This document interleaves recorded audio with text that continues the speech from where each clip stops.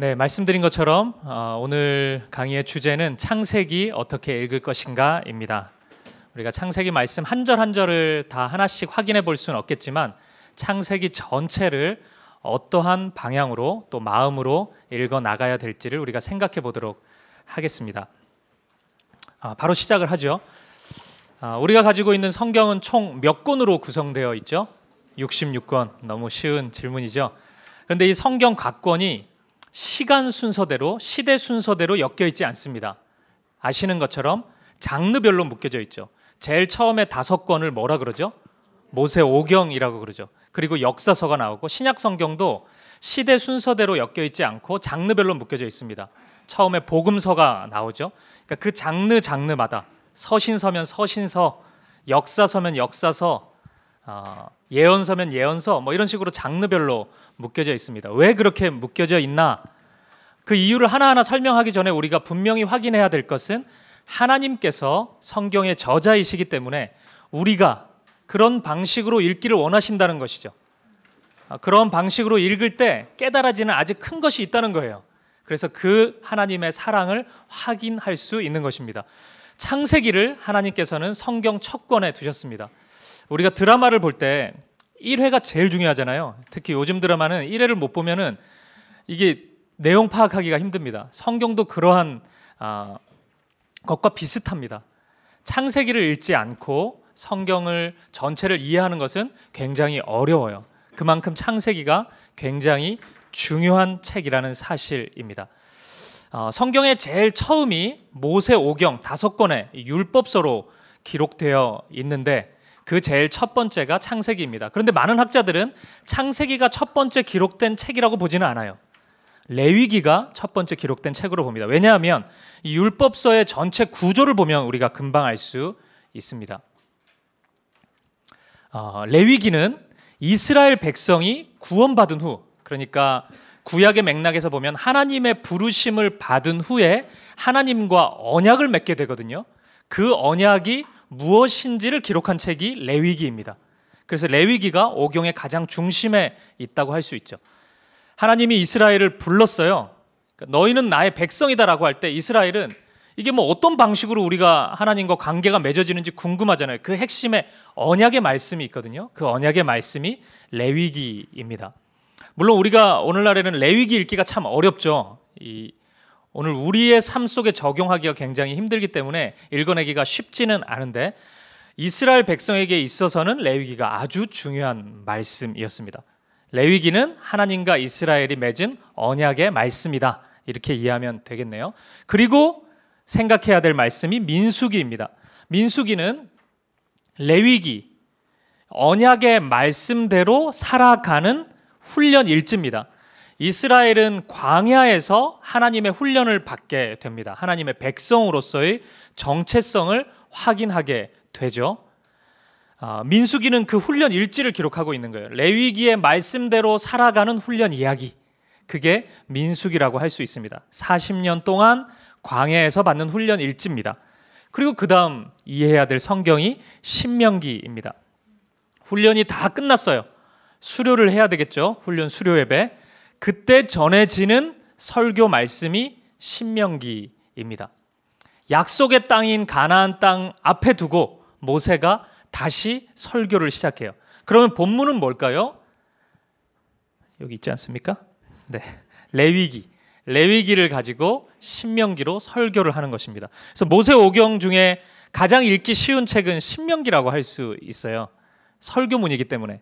물론 여러분들은 뭐 이래나 저래나 다 어렵다 할 수 있겠지만 또 대체적으로 우리가 통독을 하면은 출애굽을 하지 못하는 경우가 많기 때문에 출애굽기에서 거의 끝나는데 신명기가 굉장히 읽기 쉽습니다. 설교문으로 구성되어 있기 때문이죠.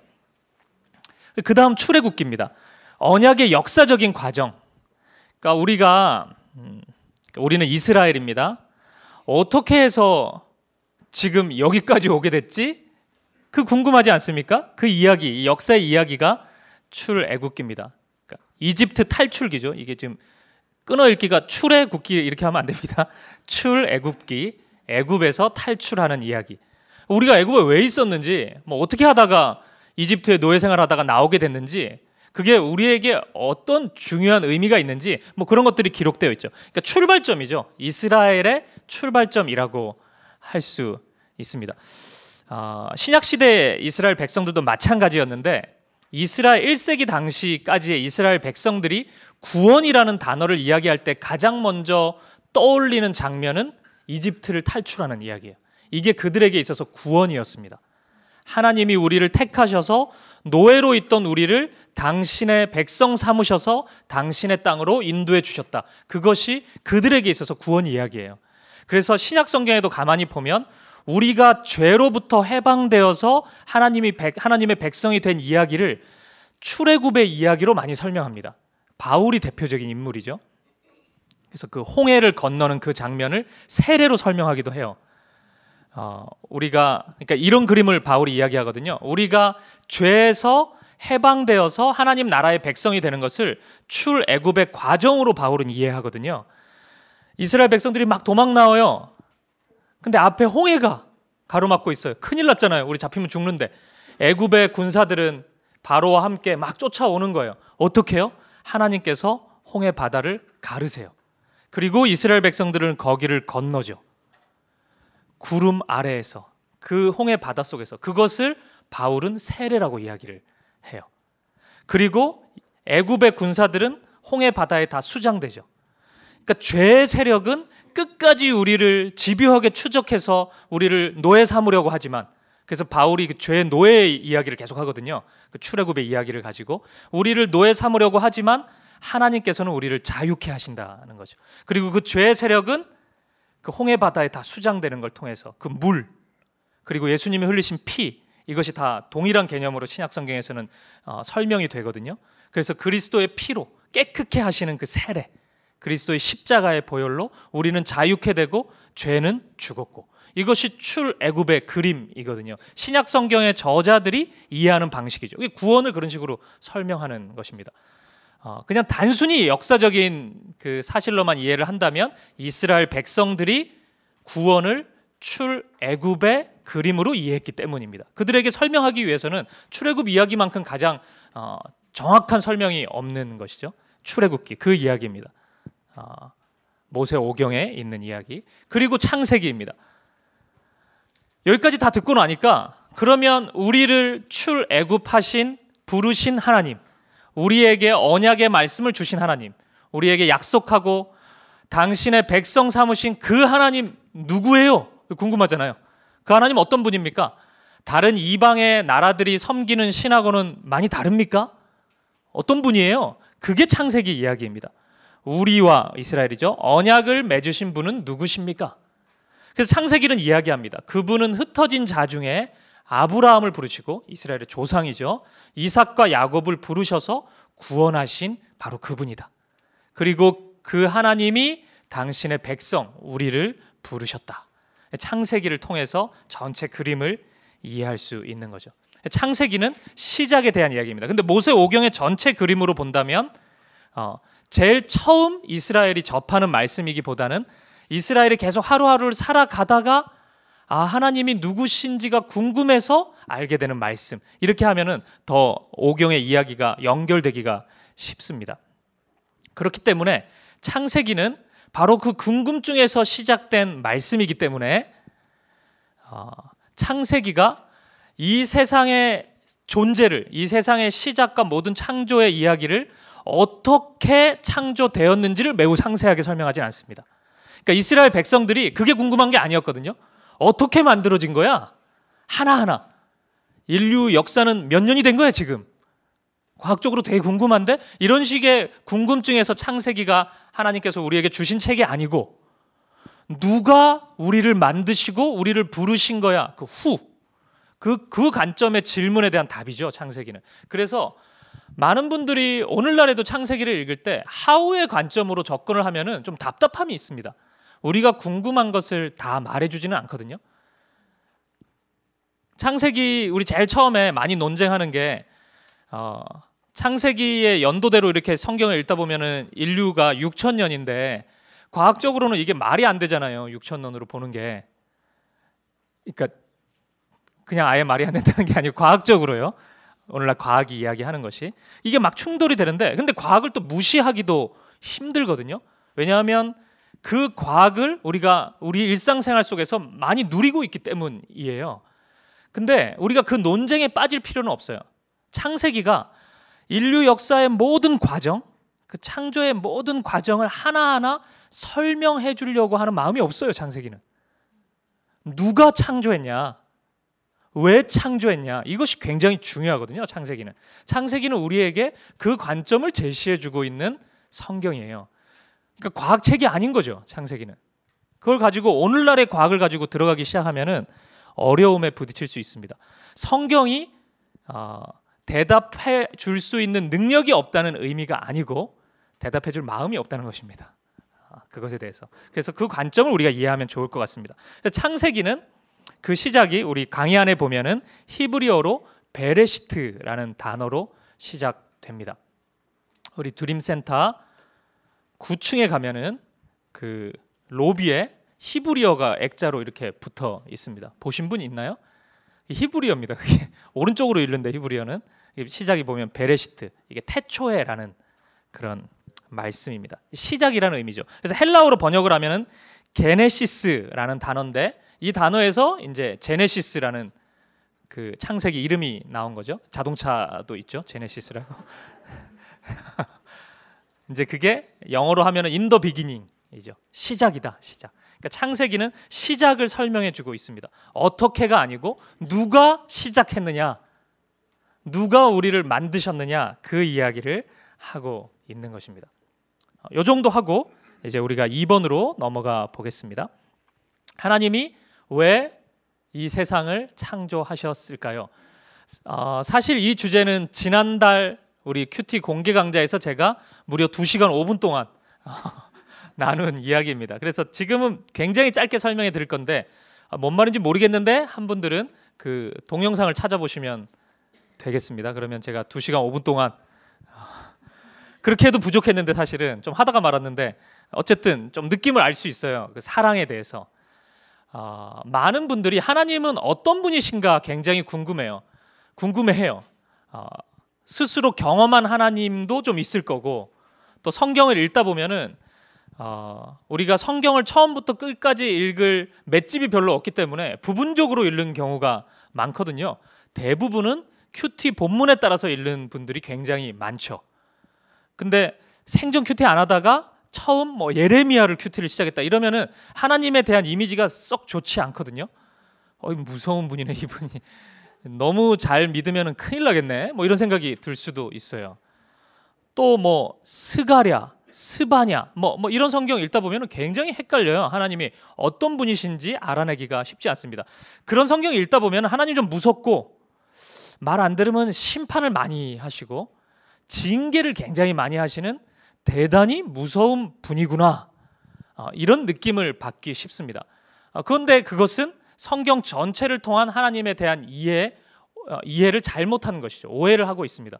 성경을 처음부터 끝까지 읽고 나면 그가 엔간하게 집중해서 읽는다면 딱 하나 남게 됩니다. 하나님은 사랑이시구나, 정말 사랑이신 분이시구나, 그것을 알게 돼요. 그래서 성경 곳곳에 하나님이 사랑이심을 이야기해 줍니다. 사실은 어떤 강의 같은 거 듣지 않아도 성경을 처음부터 쭉 읽으면 무섭다는 느낌을 가지기는 힘듭니다. 하나님이. 왜냐하면 그만큼 곳곳에 하나님이 교정을 해주세요. 좀 무서워할 때쯤 되면은 그거 아니라고 하나님이 다시 말씀해 주세요. 그러니까 마치 이런 느낌이에요. 너무 잘못해가지고 이 부모가 이 자식을 그대로 둘 수 없는 거예요. 이 어린 놈이 큰일 난 거예요. 그래서 매를 좀 들었어요. 10대를 때린 거야, 회초리로. 굉장히 아프죠. 그리고 맞을 때 이 아들이 뭐 이런 아버지가 다 있나, 다시는 내가 이 집의 아들이 되지 않겠다, 막 이런 생각을 가질 수 있어요. 그래서 딱 누워 있는데 밤에 아버지가 와가지고 연고를 막 발라주면서 꼭 껴안아주고 귀에 속삭여주고, 내가 왜 아까 너를 징계할 수밖에 없었는지, 그리고 내가 너를 얼마나 사랑하는지, 그런 얘기를 해주면은 이 아들이 확신을 가지죠. 아빠 나 진짜 사랑하는구나.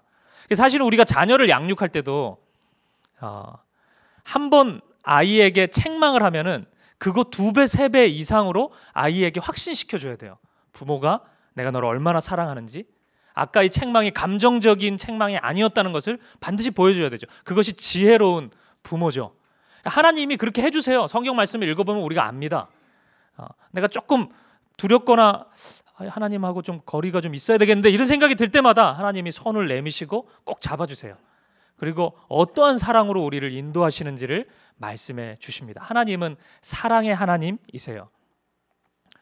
존재부터 하나님은 사랑으로 계셨습니다. 이 삼위일체에서 가장 먼저 생각해야 되는 것은 사랑이죠. 성부와 성자와 성령이 삼위, 다른 분입니다. 그런데 한 분으로 불러라. 이게 이제 성경의 입장인데, 다른데 어떻게 한 분입니까? 사랑으로 계시기 때문에 그렇습니다. 하나님의 사랑은 하나 되는 사랑이에요. 그래서 제가 지난달 강좌 때 말씀을 드렸죠. 그래서 하나님은 처음 가정을 만드실 때 아담과 하와를 만드시면서 그 사랑을 주시거든요.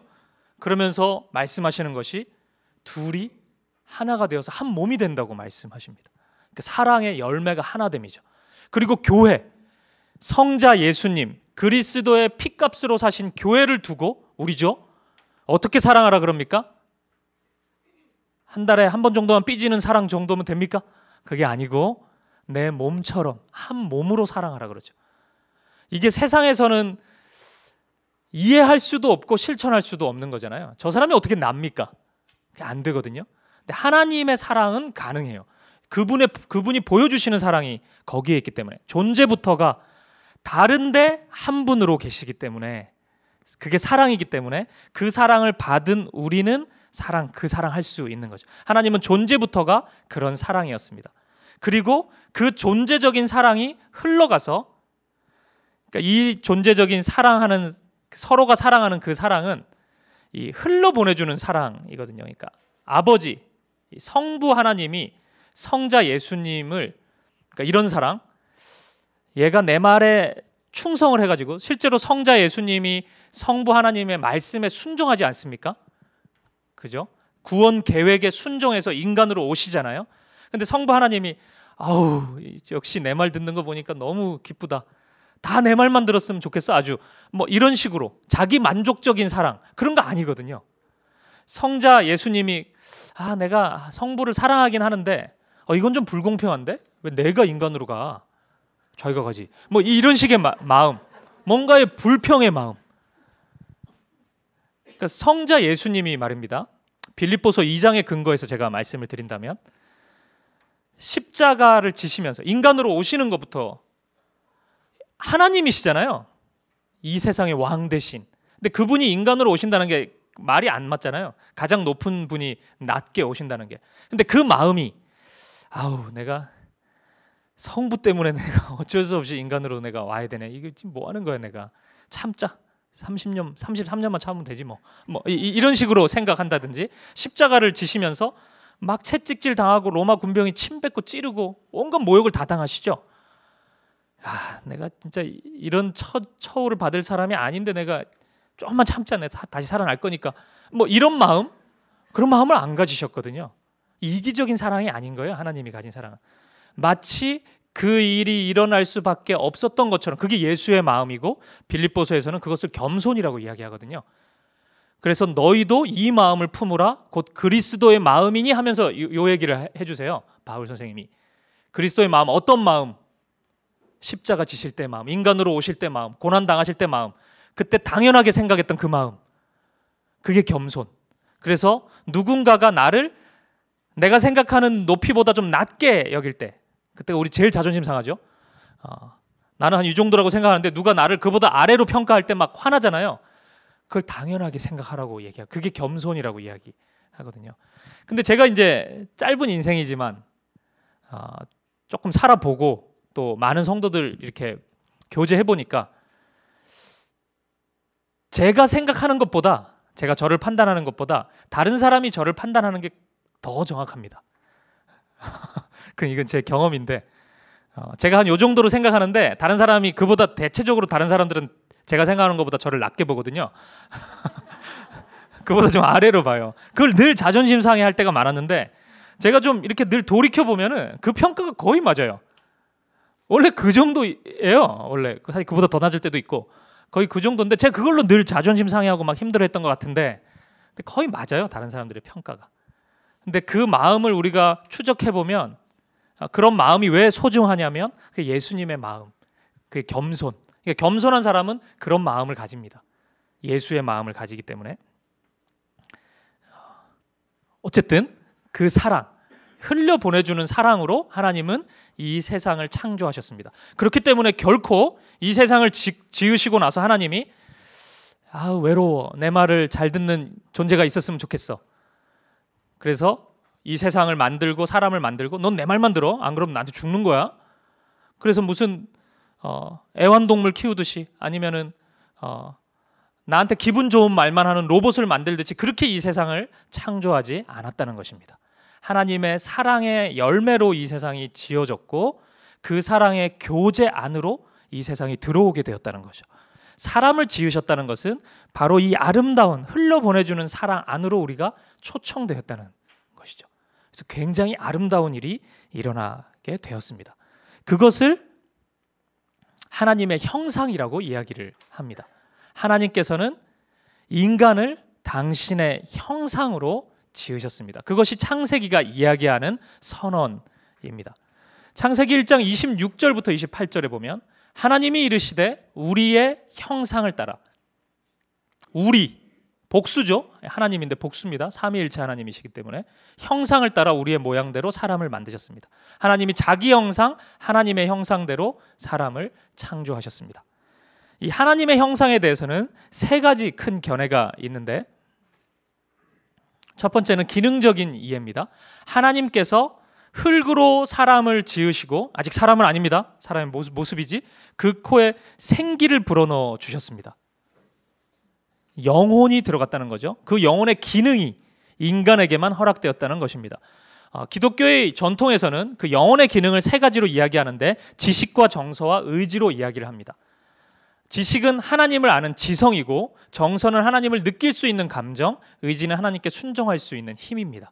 인간에게 그것을 허락해 주셨습니다. 첫사람 아담은 큐티 공개 강좌에 참석하면서 하나님을 알아간 것이 아닙니다. 그냥 원래 알았습니다. 하나님 존재를. 전도 폭발 대상자에게, 훈련자에게 복음을 듣고 하나님을 알았던 게 아니고, 제자 훈련을 통해서 하나님의 사람이 된 게 아니고 그냥 알았어요. 그냥 하나님을 사랑했습니다. 하나님을 아는 지식이 있었습니다. 지성이 있어요. 그러니까 하나님을 들어서, 하나님을 배워서 알아갈 수 있는 존재는 사람밖에 없어요. 강아지에게 아무리 얘기를 해줘도 내 사랑하는 뽀삐지만 그건 안 됩니다. 그가 고백을 하지 못해요. 너무 충격받으셨나요? 안 됩니다. 그것은. 물론 그렇다고 구원이 없냐, 그건 또 다른 문제인데, 이 모든 피조 세계를 하나님이 회복시키실 테니까 그건 다른 문제인데, 인간과 같은 존재는 아니에요. 사실은. 하나님을 아는 지성, 정서, 하나님을 느낄 수 있는, 물론 다른 피조물들도 감정은 있거든요. 소도 감정이 있거든요. 이렇게 소 잡힐 때 보면 막 울고 그러더라고요. 그 정도의 감정은 있으나 여기서 이야기하는 이 정서는 하나님을 느낄 수 있는 정서입니다. 우리는 그 느낄 수 있습니다. 여러분도 신앙생활 하면서 느껴보셨죠? 하나님의 마음. 왠지 우리 가정을 향한 하나님의 마음이 느껴질 때가 없었어요? 누구를 향해서 많이 기도할 때 그 사람을 향한 하나님의 기쁨이라든지 하나님의 슬픔이 느껴지지 않았습니까? 우리 느낄 수 있거든요. 구원받은 자는 그것이 회복이 되거든요. 이게 됩니다. 의지도. 지금 이 난리를 치고 있는데 이 자리까지 나온 의지가 있지 않습니까? 우리가 순종할 수 있는 힘이 있습니다. 의지가. 이게 이제 기능적인 이해죠. 하나님의 형상대로 지음 받았기 때문에 하나님 앞에 나아갈 수 있는 영혼의 기능이 있다. 이렇게 이해할 수 있습니다. 두 번째는 관계적인 이해인데, 보십시오. 형상대로 사람을 창조하시되 남자와 여자를 창조하셨습니다. 하나님 모습대로, 형상대로 창조하셨는데 두 사람을 창조하셨어요. 남자와 여자, 관계 맺는 존재로. 하나님이 삼위일체 하나님으로 관계하시는 하나님이시기 때문에, 사랑으로 관계하시는 공동체성을 가진 분이시기 때문에 하나님은 이 세상을 공동체로 만드셨습니다. 남자와 여자, 가정을 만드셨고, 민족을 만드시고, 교회를 부르시고, 다 공동체죠. 홀로 부르지 않았습니다. 하늘에 계신 우리 아버지여. 우리는 이렇게 기도합니다. 나의 아버지라고 기도하지 않습니다. 우리의 우리. 그러니까 예수를 믿는 분이 이 관계성을 무시하기 시작하면 안 돼요. 물론 우리의 이기적인 마음이 그러고 싶은 욕망을 불러일으켜요. 그러니까 나만 잘 됐으면 좋겠잖아요. 하나님 믿어가지고 이 사람은 조금 못 됐으면 좋겠다, 이런 마음들이 굉장히 나쁜 마음인데, 그럴 때 좀 기쁨이 생기거든요. 그게 굉장히 형편없는 기쁨이긴 한데 그게 우리의 마음을 자극시켜요, 사실은. 그래서 이제 나 중심적으로 우리는 생각하는데, 실은 하나님은 존재부터가, 그리고 하나님이 창조하실 때 이 피조 세계가 그렇지 않았어요. 나만 잘 되게 하시는 게 아니라고요, 사실은. 굉장히 재밌는 그 영상을 오래전에 한번 봤는데, 그 월드컵 때 어떤 분이 이제 인터뷰를 하는데 막 하나님께 기도를 하는 거예요. 이 TV에 나온 겁니다. 그래서 이렇게 이기게 해달라고. 그러니까 이제 이 인터뷰하는 기자가 이게 장난기가 발동했는지 그 상대편 나라의 기독교인도 같이 기도하지 않겠습니까? 이렇게 물은 거예요. 그러니까 그분이 하는 얘기가 우리 하나님이 더 강한 줄 믿습니다. 이렇게 얘기하더라고요. 굉장히 웃겼거든요, 그게. 그러니까 이거는 하나님에 대한 이해가 너무 뒤틀려 있는 거죠. 하나님은 우리 모두가 잘 되기를 바라십니다. 그러니까 우리 교회만 잘 되고 다른 교회는 못 되고, 이런 생각은 진짜 이상한 생각이에요. 잘 되는 나라는 책이 있습니다. 썩 좋지는 않은 책인데, 그냥 내가 잘 되고 다른 사람 못 되기를 원하는 마음들이 들어갈 수 있거든요. 우리가 좀 기억해야 됩니다. 하나님은 공동체로, 관계로 함께 하나님의 사랑을 누리기를 바라시는 분이십니다. 관계적인 이해입니다. 하나님의 형상이라는 것은 우리 모두. 그리고 세 번째는 제일 중요하죠. 하나님 나라적인 이해입니다. 오늘 강의에서 매우 중요한 부분인데, 하나님이 창조하시면서 그들에게 이르시되 형상을 따라 창조하시고 그 형상인 우리에게 말씀하세요. 명령하세요. 생육하고 번성하여 땅에 충만하라. 땅을 정복하라. 모든 생물을 다스리라. 정복하고 다스리라. 통치의 권한을 우리에게 위임해 주세요. 하나님이 이 세상을 창조하셨기 때문에 하나님께서 이 세상을 통치하시는 분이십니다. 그렇죠? 하나님이 주인이시잖아요. 이 세상을 창조하셨으니까. 그런데 그 주인됨을 인간에게 위임해 주시거든요. 굉장히 독특합니다, 이것은. 인간이 뭐라고? 하나님의 형상이기 때문에. 그래서 우리가 다스릴 권한을 위임받았습니다. 이게 하나님의 형상인 인간의 모습. 이 중에서 가장 우선되는 것은 무엇이냐? 이 세 개가 다 중요하고 이 형상의 의미에 다 들어가 있는데, 가장 중요한 것은 3번입니다. 하나님 나라적인 이해입니다. 우리는 단순히 하나님의 형상으로 하나님과 교제하는, 나만 교제하는 정도가 아니고 이 모든 세계, 피조 세계를 향한 책임이 있습니다. 하나님이 이 세상을 다스리는 것처럼 우리가 이 세상을 살아가야 될 책임이 있는 존재예요. 그것이 우리의 사명이고, 인간의, 오늘날로 치면 모든 그리스도인들의 사명이고 교회의 사명이라고 할 수 있습니다. 좀 점프해가지고 오늘날 우리 시대 바로 적용해 본다면, 죄 짓기 전 아담과 같은 존재가 늘어갈수록, 좀 더 쉽게 얘기하면 그리스도인들이 늘어갈수록 하나님께서 이 세상을 통치하시는 것과 같은 모습이 나타나야죠. 그렇죠. 그게 우리가 사명대로 살아가는 거죠. 하나님의 형상다운 모습인 거죠. 좀 더 쉽게 이야기한다면 대한민국 안의 교회의 개수가 늘어갈수록 하나님 나라가 임해야 돼요, 이 땅에. 근데 교회의 개수는 늘어가고 예수 믿는 사람은 많아지는데 더 악하고 더 죄가 만연해진다, 이러면 조금 냉정하게 이야기한다면 그리스도인들이 사명을 잃어버린 것이라고 할 수 있겠네요. 왜냐하면 하나님은 이 명령을 인간에게만 허락해 주셨기 때문입니다. 여기까지 좀 정리를 해보면, 하나님은 이 창세기 1장 2장에 나오는 그림 속에서는 하나님은 이 세상을 사랑으로 창조하셨습니다. 그리고 이 세상을 창조하셨다는 것은 그 사랑을 통해서 하나님께서 통치하시겠다는, 다스리시겠다는 선언입니다. 그것을 성경은 하나님 나라라고 이야기를 해요. 하나님이 왕이 되셔서 이 세상을 다스리신다. 바로 그 공간, 그 통치의 영역, 그것을 하나님 나라라고 이야기하거든요. 그렇기 때문에 하나님은 이 세상을 하나님 나라로 창조하셨습니다.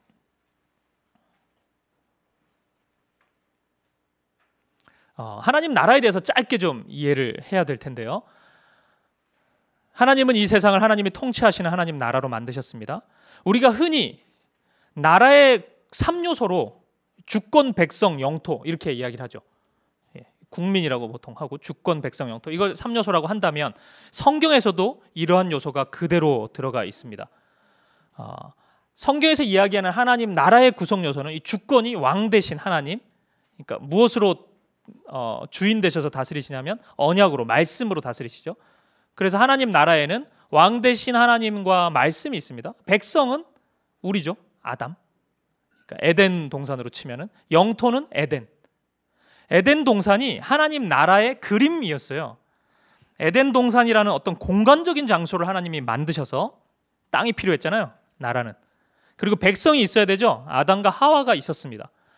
주권, 하나님의 말씀으로 하나님께서 이 세상을 다스렸죠. 에덴을 다스렸죠. 이게 하나님 나라의 그림입니다. 바로 이 그림이 성경 전체에 연결되어 있습니다. 하나님께서 이스라엘이라는 나라를, 그 민족을 부르셔서 약속의 땅인 가나안 땅으로 인도하시죠. 땅이 중요했습니다. 땅이. 왜냐하면 그 땅은 하나님 나라를 상징하는 땅이었기 때문에 거룩한 땅이었죠. 땅이 어떻게 거룩해질 수 있는가? 다 그림자입니다. 뭐의 그림자냐면 완성될 하나님의 나라, 하나님이 통치하시는 세계의 그림자입니다. 그 땅에서 말씀대로, 레위기, 언약대로 살아가는지, 십계명의 말씀대로 살아가는지가 굉장히 중요합니다. 그것이 그들의 정체성이기 때문에 하나님이 왕이 되시느냐 안 되느냐가 굉장히 중요해요, 그 나라에서는. 그런데 우리가 구약성경 쭉 읽다 보면은 사사기 뭐 이 정도 가면은 그때 왕이 없었으므로 이렇게 나오잖아요. 왕이 없기는 왜 없어요? 하나님이 왕이셨는데 하나님을 왕으로 인정하지 않았던 거죠. 그러니까 자기 소견에 옳은 대로 살죠. 그러니까 문제가 일어나는 거죠. 그러니까 하나님 나라가 점점 쇠퇴하고 회복되고 뭐 이런 이야기가 계속 나옵니다. 여기서 잠깐 이런 질문이 있을 수 있습니다. 하나님이 전능하신 하나님이신데 그 전능성으로 이 세상을 하나님 나라로 창조하셨다면 어떻게 해서 인간의 불순종 때문에 하나님 나라가 훼손될 수 있는가? 말이 되나? 이런 생각을 품으시는 분이 있을 수 있습니다. 사실 이 이야기도 1월 큐티 강좌 때 이야기를 했는데 하나님의 창조 방식과 연결되어 있는데 하나님께서는 이 세상을 아주 간단하게 이야기한다면 이 세상을 기계처럼 만드시진 않았습니다. 그러니까 프로그래밍 해가지고 이 세상이 말씀에 순종하고 하나님의 질서가 흘러가는 곳으로 만들진 않고 인간을 만드신 걸 보면 알잖아요. 매우 인격적인 존재로 만들었잖아요, 우리를. 그러니까 우리가 죄를 지을 수도 있고 말씀에 순종할 수도 있고 순종하지 않을 수도 있고 매우 자유스러운 존재죠. 우리는 자유로워요. 오늘 집에 갔다가 죄를 지을 수도 있어요. 우리 마음대로요. 그게. 그런 자유의지를 하나님은 허락해 주셨죠. 왜냐하면 그 자유의지는 실은 하나님과 사랑의 교제를 나누시기 위해서 하나님이 허락해 주신 것인데 우리는 그것을 다른 방식으로 사용하는 악한 존재인데 사실 어쨌든 그 이유 때문에 하나님의 나라는 훼손될 가능성이 얼마든지 있습니다. 하지만 하나님이 전능하시다는 증거는 그 나라가 무너지지 않는다는 것이에요. 우리의 인격성 때문에 하나님이 허락해 주신 이 자유 때문에 더디게 보인다고 우리가 생각할 수 있는데, 그러니까 막 죄를 짓고 이러면은 하나님 나라가 천천히 임하거나 아예 임하지 않는 것처럼 보일 때도 있어요. 이 구약 성경 읽다 보면 그게 되게 강한데 이스라엘의 역사를 쭉 읽다 보면은 이게 뭔 하나님의 백성인지 이게 뭐 사탄의 백성인지 이게 알 길이 없는 그런 모습들이 많거든요.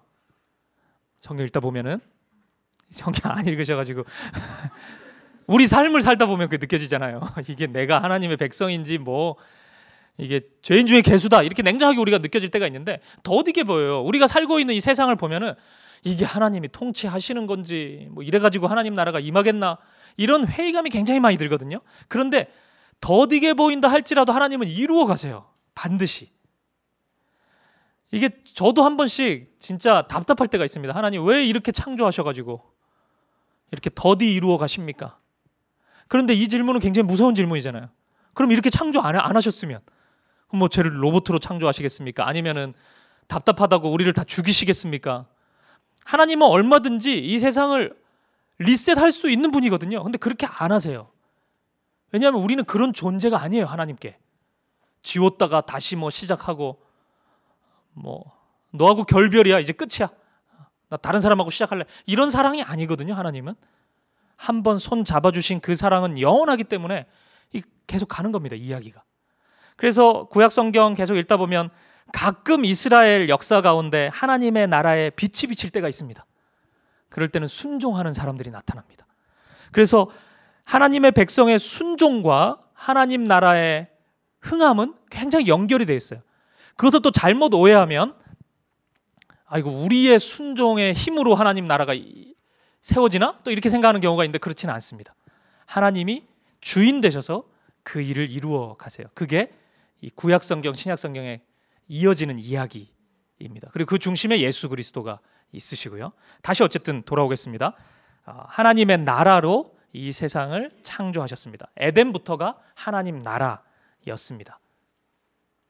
이 그림을 보시면은 하나님께서 이 에덴이라는 하나님 나라를 만드시고 명령하셨죠. 그리고 아담과 하와의 백성으로서 순종하고 의지함으로써 하나님 나라가 이루어집니다. 그러니까 이게 깨지는 이유는 아담과 하와가 하나님을 의지하지 않았기 때문이죠. 순종하지 않았기 때문입니다. 그리고 지속적으로 제가 말씀드리는 것처럼 이 나라는 사랑의 나라입니다.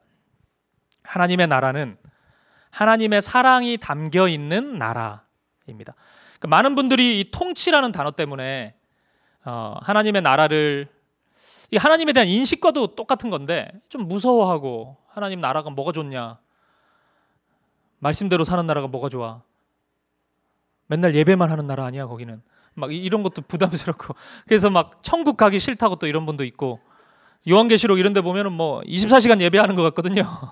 그러니까 이거 1시간도 힘든데 뭐 이렇게 하루 종일 예배를 해, 이런 느낌도 들고. 그런데 하나님의 나라의 오해죠. 하나님이 통치하신다는 것은 이 독재자가 통치하는 방식이 아니거든요. 이렇게 말 안 들으면 쏴 죽이고 막 탱크 밀고 와가지고 막 괴롭히고 이런 나라가 아니고, 사랑의 아들의 나라, 예수 그리스도가 십자가에서 죽으심으로 그 사랑을 완성시키셨잖아요.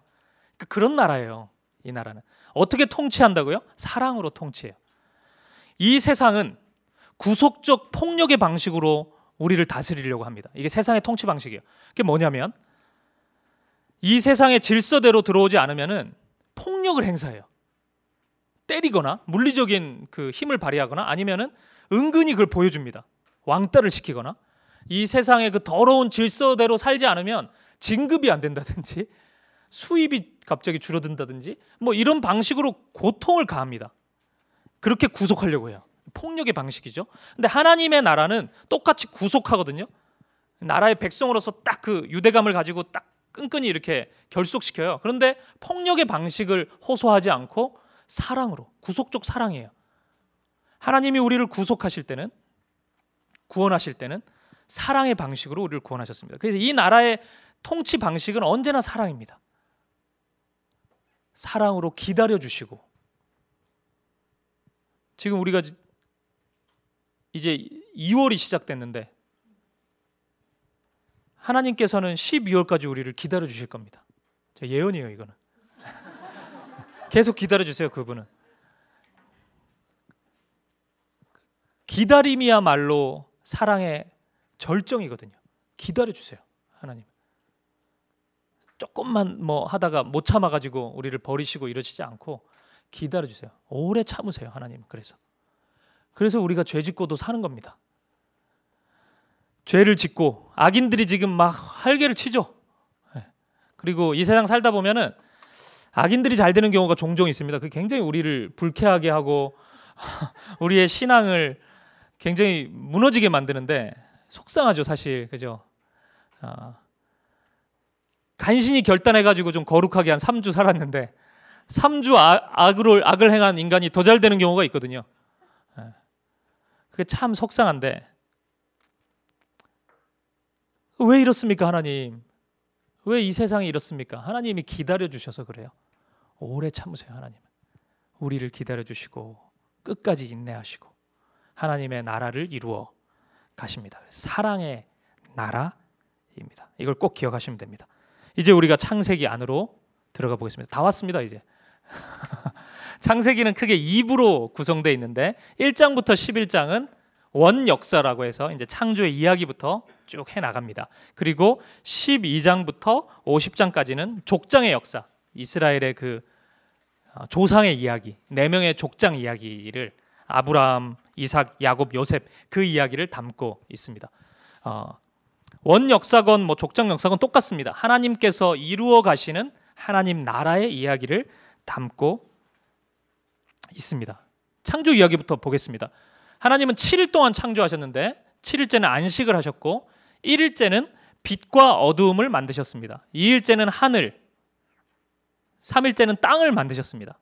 4일째는 광명체, 해달별, 5일째는 새와 물고기, 6일째는 땅의 짐승과 사람을 만드셨어요. 근데 제가 이 가로로 1, 2, 3, 4를 하지 않고 세로로 이렇게 해놓은 이유가 있습니다. 이게 1일과 4일, 2일과 5일, 3일과 6일이 연결됩니다. 공간을 만드시고 그 공간 안에 거하는 생명들을 만들어 가세요. 빛과 어두움을 만드신 다음에 빛과 어두움의 해와 달과 별을 만드십니다. 하늘, 궁창 위아래를 구분하신 다음에 새와 물고기를 만드십니다. 그 땅을 만드시고 땅에 거주하는 생명들을 만들어 가세요. 이게 다 하나님 나라이기 때문에 그렇습니다. 이 세상을 하나님 나라로 만드시고 그 나라 안에 백성들을 채워가시는 개념이죠. 하나님 나라로 매우 아름답게 이 세상을 창조하셨습니다. 하나님의 집짓기라고 할 수 있습니다. 이 건축가들이 건축을 한다 그러면 아무 때나 건축하지 않지 않습니까? 건축가에 또는 집 주인이 될 사람의 세계관이 반영돼 있지 않겠어요? 이 세상의 모든 피조 세계는 하나님의 마음이, 생각이 스며들어 있습니다. 하나님이 그저 우연으로 만드신 게 아니에요. 이거 하다 보니까 또 이것도 만들고 좀 부족한 것 같은데 이래가지고 이걸 만들고 이러시지 않고 하나님은 매우 정교하게 이 세상을 만들어 가셨어요. 왜냐하면 하나님이 거하실 곳이기 때문입니다. 하나님의 집이기 때문에 그래요. 하나님이 이곳에 임재하실 것이기 때문에 그렇습니다. 그런 차원에서 이 창세기도 하나님의 창조의 정교함에 걸맞게 매우 정교하게 기록되어 있습니다. 창조를 아주 완벽한 창조라는 것을 보여주기 위해서 7과 10이라는 숫자를 창세기에서는 많이 쓰는데 이게 고대 근동, 그러니까 진짜 옛날 그 이스라엘이 살던 시기에는 이 7, 7과 10이 완전한 수라는 인식이 있었습니다. 성경 안에는 그래서 이 1, 7, 10 이런 개념이 12 이런 것도 사실 하나님의 수로 많이 쓰이는데 그렇다고 해서 뭐 모든 수가 다 그렇다는 건 아닌데 생각보다 굉장히 많이 그 수의 상징을 보여줘요. 하나님이 뭘 하셨다 그러면 그런 수가 나옵니다. 뭐 요한계시록 이런 데도 굉장히 많이 나옵니다. 7, 7교회. 그 당시에 7교회밖에 없었습니까? 거기 소개되는 7교회 말고는 다 거짓 교회입니까? 아니거든요. 이게 모든 교회를 보여주기 위해서 7개를 이야기하는 거거든요.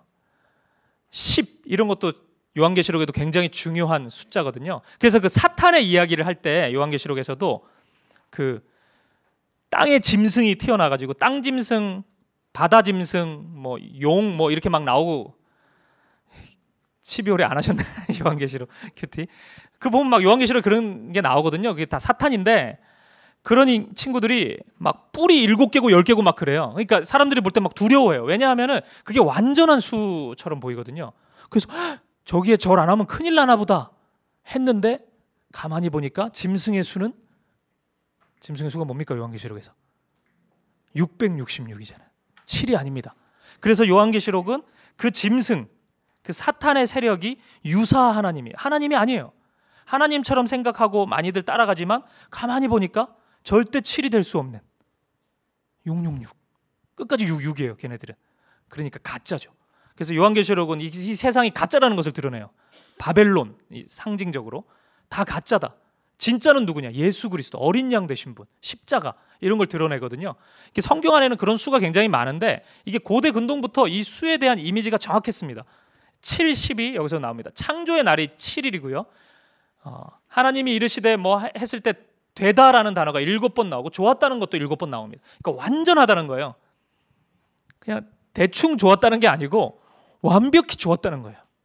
이 세상이 완벽히 하나님의 말씀대로 지어졌다는 거죠. 그리고 10이 나옵니다. 이 족보, 톨레도트라 그러는데 이 창세기에는 이 10개의 톨레도트가 족보가 나오거든요. 누구의 아들, 누구의 이야기 이래가지고 이렇게 나옵니다. 그러니까 이스라엘 그 창세기 안에 그 모든 역사가 하나님이 개입하시고 함께 하시는 역사라는 것을 이 수를 통해서 보여주고 있습니다. 그래서 창조하셨을 때 하나님이 7일째 안식하시잖아요. 이것은 너무 고단한데 창조하고 나니까 하루 정도는 쉬어야 되겠는데 이게 아닙니다. 이게 기계적인 쉼이 아니에요. 하나님의 안식은 성경에서 하나님의 안식을 한 문장으로 얘기해야 된다면 하나님이 더 이상 하실 일이 없는 상태예요. 너무 완벽해가지고. 하나님의 나라가 성경에서 가장 선명하게 나오는 장이 창세기 1장 2장입니다. 하나님이 이르시되 하면은 그대로 됩니다. 하나님의 말씀이 지체 없이 순종되어 현실이 되는 세계가 하나님 나라거든요. 하나님의 말씀이 흥황하여 세력을 얻는 현장이 하나님 나라예요. 하나님이 이르시되 그러면 바로 현실이 돼야 됩니다. 그게 하나님 나라예요. 오늘날 우리 가정이 하나님 나라다 아니다를 보는 거는 그겁니다. 하나님 말씀이 임하면 그대로 되는지 안 되는지. 만약에 안 된다고 생각이 되면 안 되는 이유가 있을 겁니다.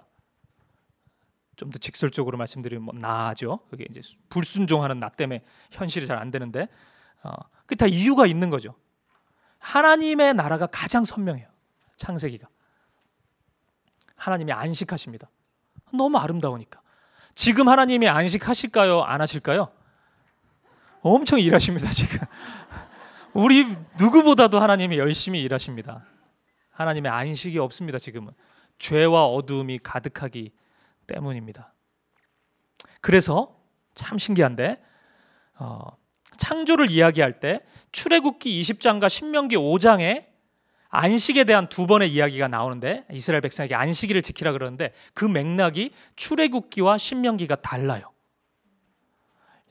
출애굽기는 하나님이 모든 것을 만들고 완벽하게 만들어서 일곱째 날에 쉬었기 때문에 너희도 쉬어야 된다. 그걸 기념하면서 하나님이 완벽하게 만드신 이 세상을 기념하고 기억하면서 그 나라의 회복을 사모하면서 이제 쉬어야 되는 거죠. 그런 개념으로 안식해야 되고 신명기는 좀 다릅니다. 신명기는 안식일을 지키라 그러면서 여호와가 강한 손과 편팔로 거기서 너를 인도하여 어디서냐면 거기가 애굽입니다. 출애굽한 것을 기억하면서 안식해야 되는 거예요. 이건 구속이죠, 구속. 구원을 기억하면서.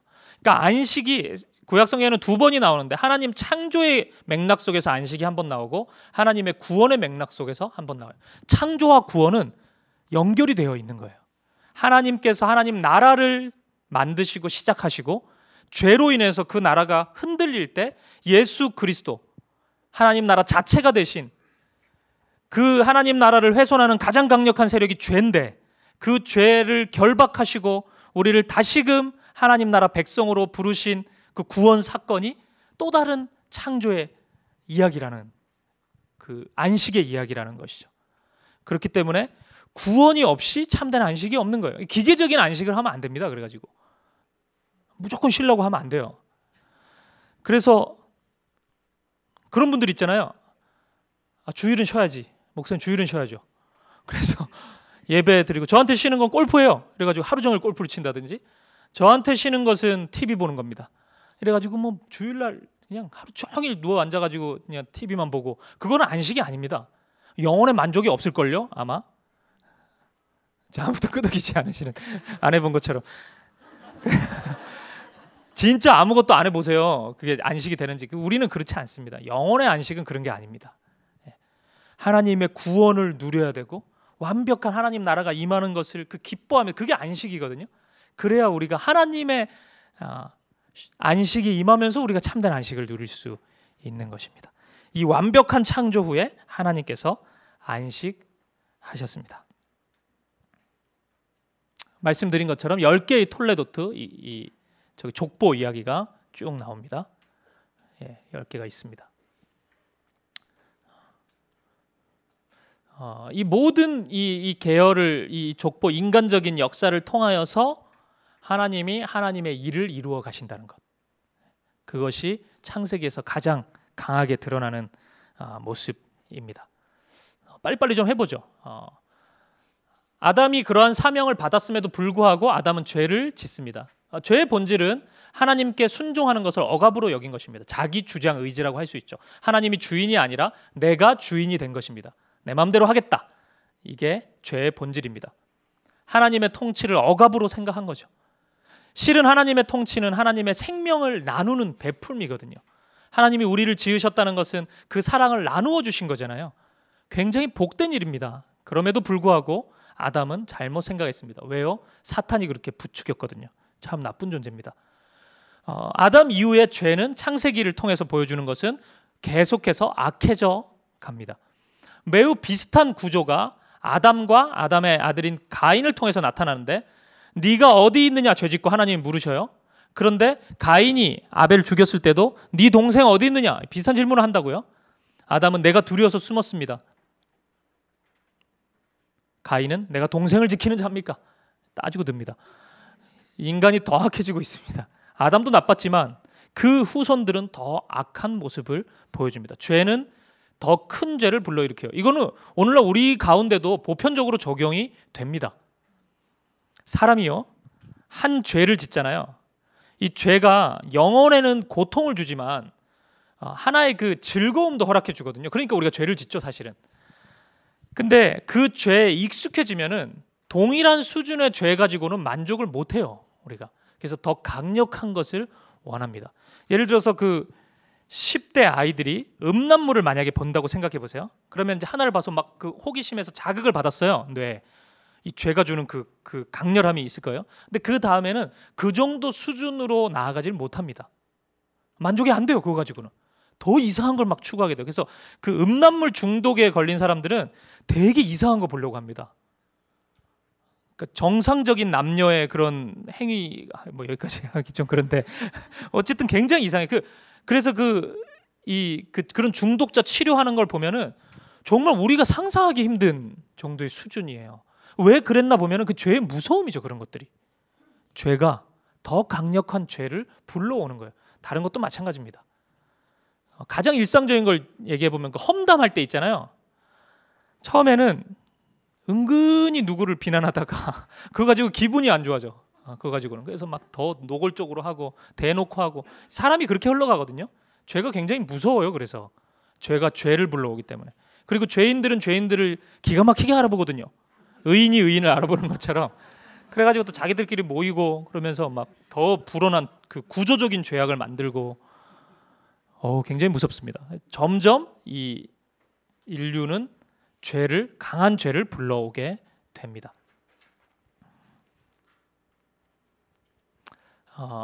그 부분을 조금 더 본다면, 이제 그 아담 이후에는 가인의 후손을 통해서 그 죄의 악함을 선명하게 보여주고, 셋의 후손을 통해서는 그럼에도 불구하고 하나님께서 이루어 가시는, 지켜 가시는 하나님 나라의 선함을 보여줍니다.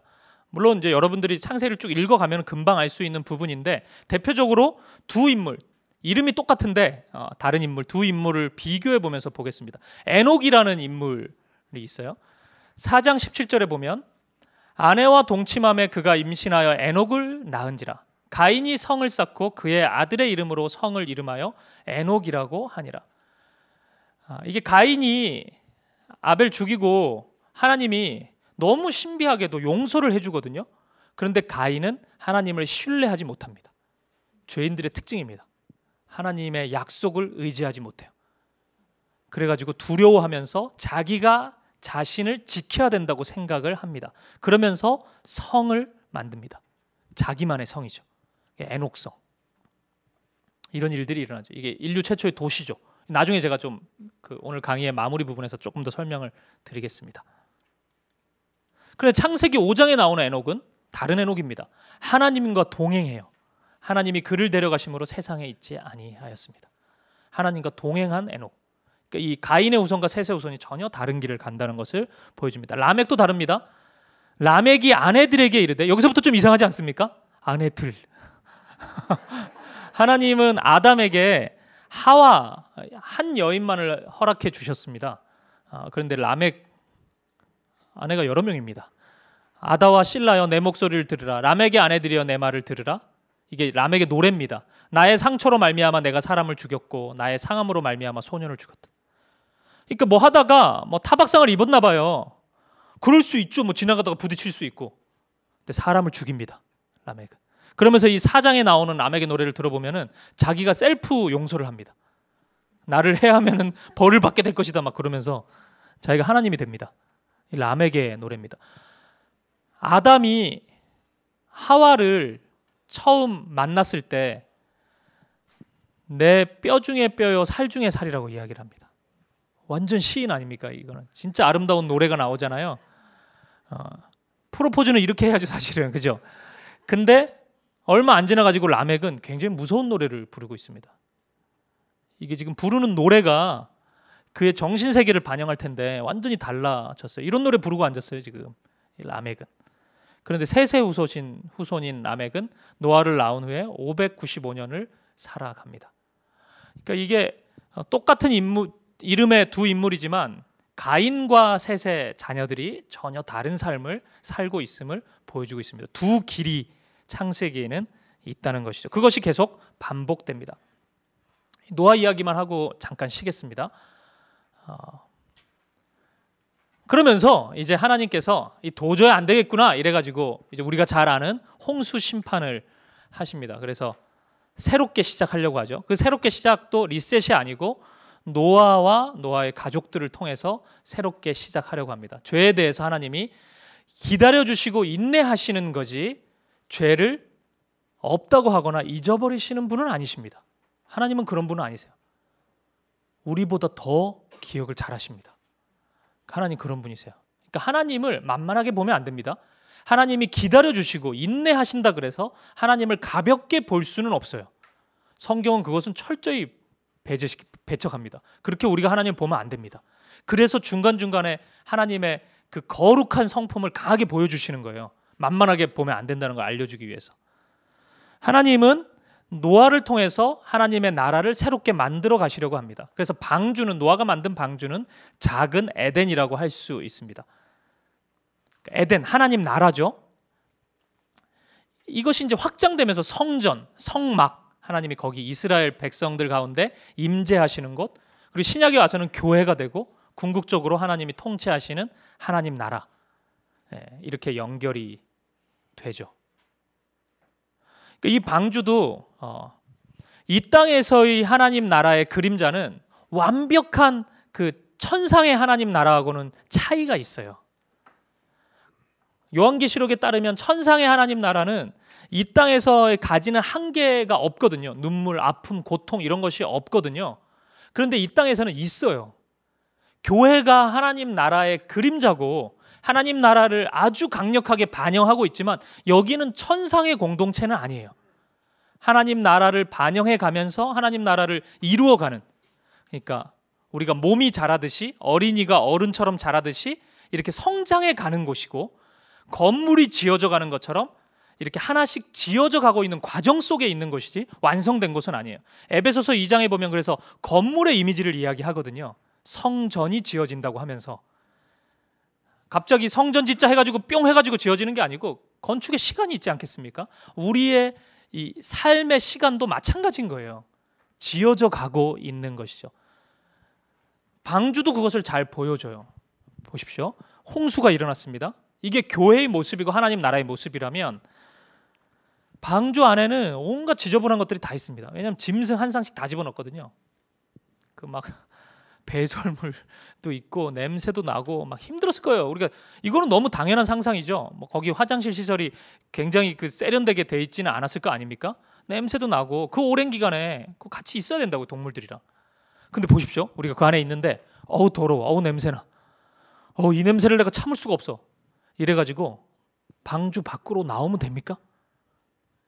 나 여기서 나갈래. 너무 더러워가지고 여기 못 있겠어요. 이래가지고 나오면 안 돼요. 왜냐하면 홍수가 일어나기 때문입니다. 구원, 하나님 나라를 이루어가는 하나님의 예비하신 곳이라고요. 그런데 방주는 완벽한 곳은 아니었어요. 냄새 나는 일이 있습니다. 교회에 적용하면 마찬가지입니다. 오늘날 교회도 그럴 수 있습니다. 냄새 날 수 있습니다. 얼마든지 그럴 수 있어요. 하지만 교회 아닌 것은 아닙니다. 주님의 몸이 아니라고 할 수는 없어요. 굉장히 많이 아픈 교회는 주님의 몸은 있을 수 있어도 가끔 보면 너무 아파가지고 아예 뭐 맨날 누워만 있는 몸도 있는데 그런 몸이지언정 몸이 아닌 것은 아니에요. 우리가 그렇게 함부로 얘기할 수는 없어요. 그렇게 함부로 정죄해서는 안 돼요. 그러니까 그 하나님의 공동체를 방주가 잘 보여줘요. 그리고 하나님의 약속으로 다시금 회복시켜 나아가십니다.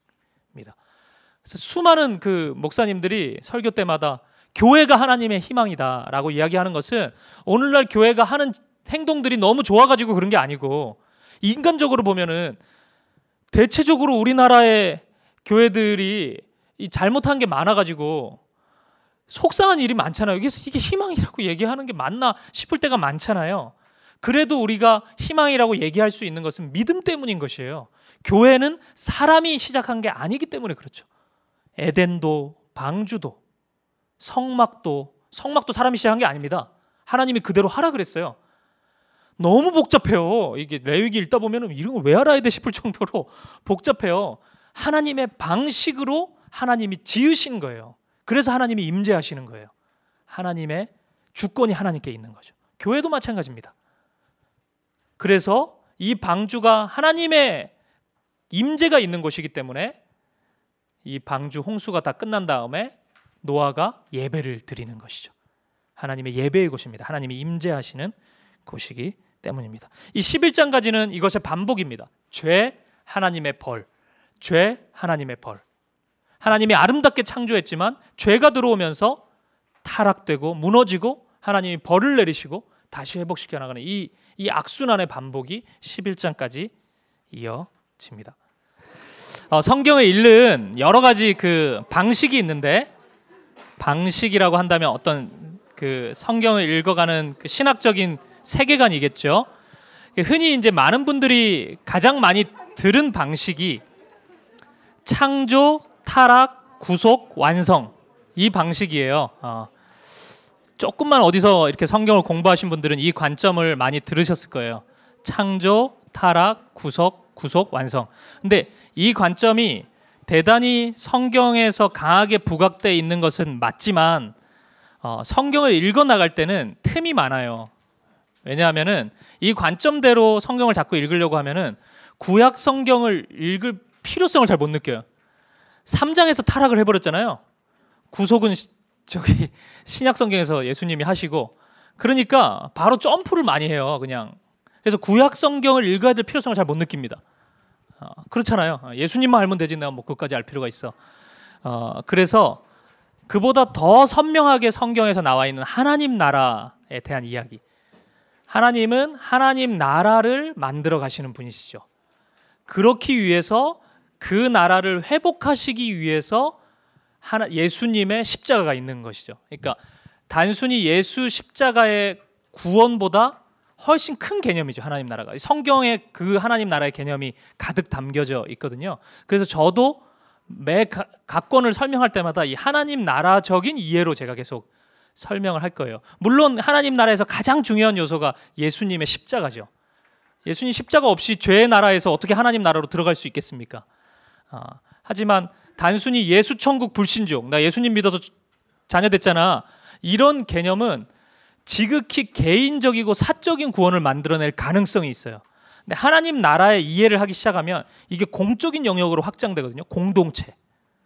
내가 예수님 믿어서, 우리 가정이 예수님 믿어서 우리 가정은 어떠한 생각으로 어떠한 질서로 살아가는 가정인가에 질문이 생기는 거죠.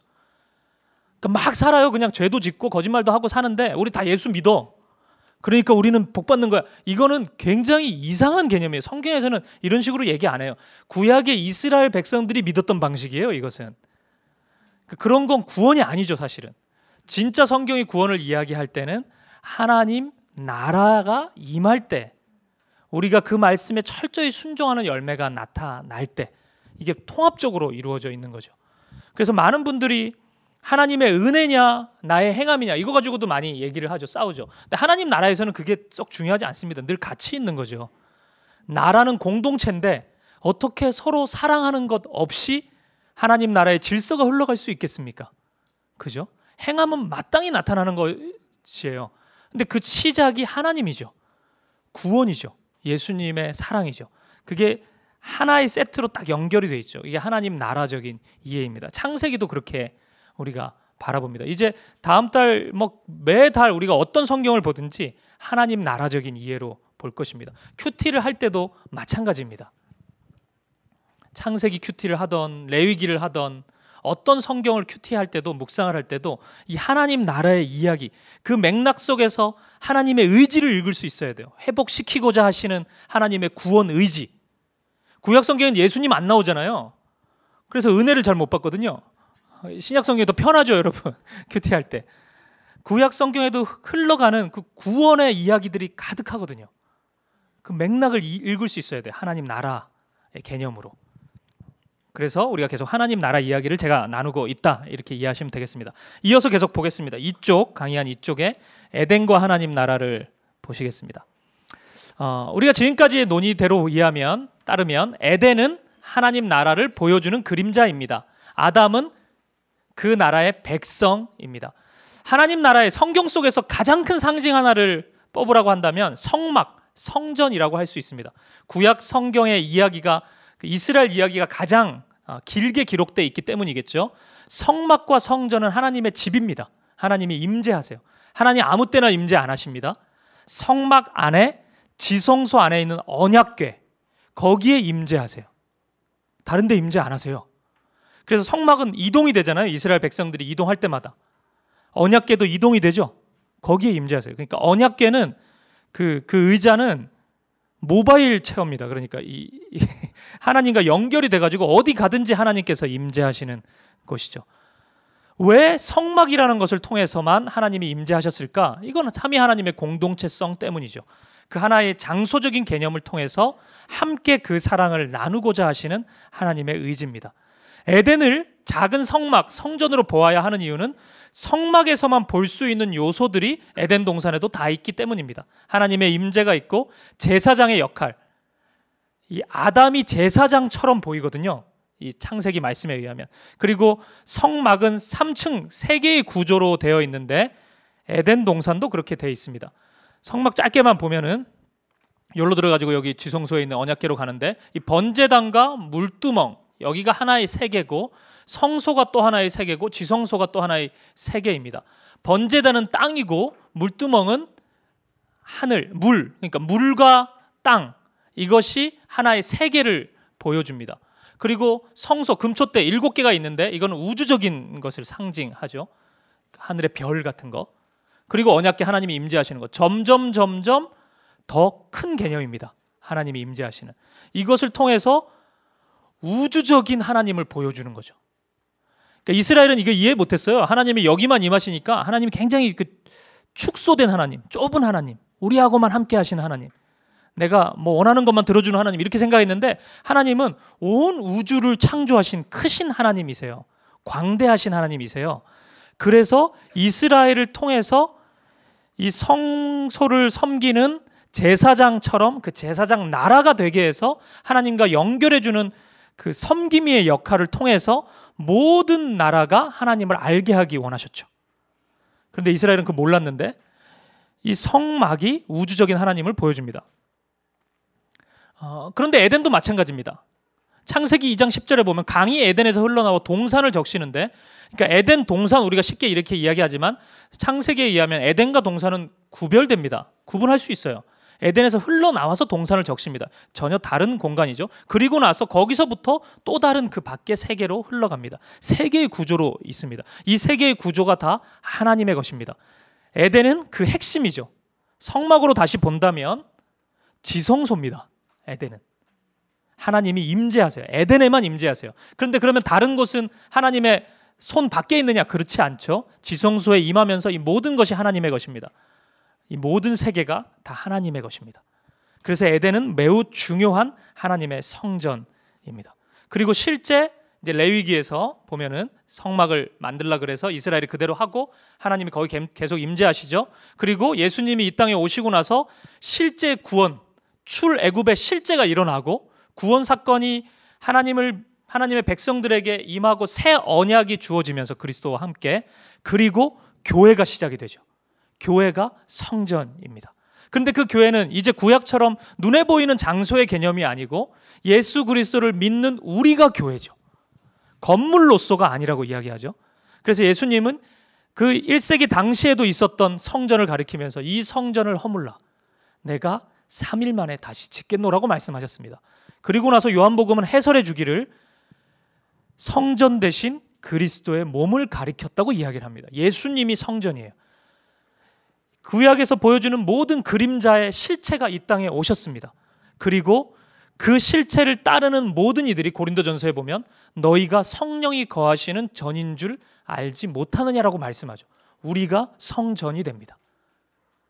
우리 가운데 하나님이 임재하세요. 우리의 모임 가운데 하나님이 임재하시죠. 그렇게 확장되어 나아갑니다. 그리고 영원한 하나님 나라까지 지금 얼마 남지 않았습니다. 점점 구체적으로 나가죠. 에덴도 그 성막 하나님의 임재를 보여주는 곳입니다. 그러니까 하늘 성전, 새 하늘과 새 땅이라고 이야기할 수 있겠죠. 에덴이 그것을 보여주는 거고 성전, 구속의 이스라엘의 역사가 그걸 보여주는 거고 이 사이에 또 교회가 있겠죠. 좀 더 제가 쉽게 그렸어야 되는데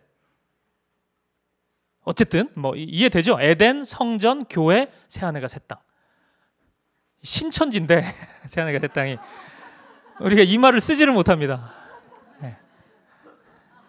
그 좋은 말을 이단이 가져가 버려가지고 새 하늘과 새 땅. 이것은 새로운 이제 우리의 한계가 있는 죄가 있는 그런 곳이 아니고 새롭게. 그래서 요한계시록에 보면은 이 우주적인 이 성전이 새롭게 만들어지는 것을 볼 수 있습니다. 그것이 우리가 꿈꾸는 하나님 나라죠. 그것을 향해서 우리는 달려가고 있습니다. 에덴이 그 출발이라고 할 수 있습니다. 그래서 아담은 제사장이었습니다. 성막이었기 때문에 여호와 하나님이 그 사람을 이끌어 에덴 동산에 두어 그것을 경작하며 지키게 하시고 이 아담에게 주신 말씀인데 경작하다가 히브리어로 아바드고 지키다가 샤마르인데 이 두 단어가 수고로 같이 사용될 때는 구약 성경에서 섬기고 보존하다의 의미 이 레위인들이 성막을 섬길 때 이 두 단어가 합쳐져 가지고 쓰입니다. 그래서 우리가 만약에 이스라엘 사람이었다면 창세기 2장을 읽으면서 아담이 성막을 섬기는 사람이네 라고 금방 알 수 있습니다. 수고기 때문에 경작하고 지키다. 그러니까 아담은 제사장이었습니다. 그것을 성경이 보여줍니다. 노아도 제사장이었습니다. 우리가 아까 읽었죠. 홍수 이후에 여호와께 제단을 쌓고 제물을 하나님께 드립니다. 예배합니다. 제사장이었습니다. 이스라엘도 제사장으로 부름을 받았습니다. 출애굽기 19장 5절 6절 이것이 이스라엘과 하나님이 맺은 언약의 말씀인데 구약에서 제일 중요한 말씀 중에 하나죠. 사실 다 외우고 있어야 되는데 세계가 다 내게 속하였나니 너희가 내 말을 잘 듣고 언약을 지키면 이 하나님과의 약속입니다.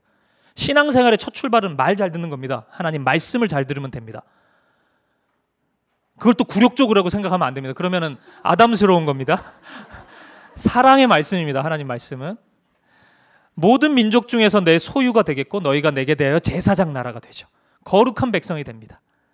이것이 언약의 내용입니다. 제사장 나라가 되죠. 이스라엘의 정체성입니다. 우리도 교회도 마찬가지입니다. 베드로전서 2장 9절에 의하면 너희는 택하신 족속이요 왕 같은 제사장들입니다. 거룩한 나라입니다. 우리가 하나님의 소유인 백성입니다. 우리를 통해서 어두운 데서 불러내셨잖아요. 우리가 다 어두운 데 있었죠. 죄 가운데 그의 기이한 빛에 들어가게 하신 그 아름다운 덕을 그 복음을 선포하게 하려고 우리를 불렀습니다. 제사장이죠. 이 제사장이 뜻이 다리 놓는 사람들이거든요. 하나님과 땅을 연결하는 자들이죠. 이스라엘도 그런 존재였고 우리도 그런 존재입니다. 하나님을 드러내는 하나님의 형상입니다. 그래서 하나님께서는 이 사명을 주시고 하나님 나라를 이루어 가시면서 복을 주십니다. 이것이 복입니다. 하나님 나라가 임하는 것이 복입니다. 그래서 하나님이 복을 주시며 이 표현이 창세기에 반복됩니다. 창세기 1장 28절에 하나님께서 이제 위임하시면서 하나님의 형상대로 지으시면서 생육하고 번성하고 땅에 충만하라고 말씀하셨습니다. 그리고 창세기 9장은 노아 이야기죠. 노아 이야기입니다. 홍수 이후에 노아에게 다시 복을 주십니다. 생육하고 번성하고 땅에 충만하라.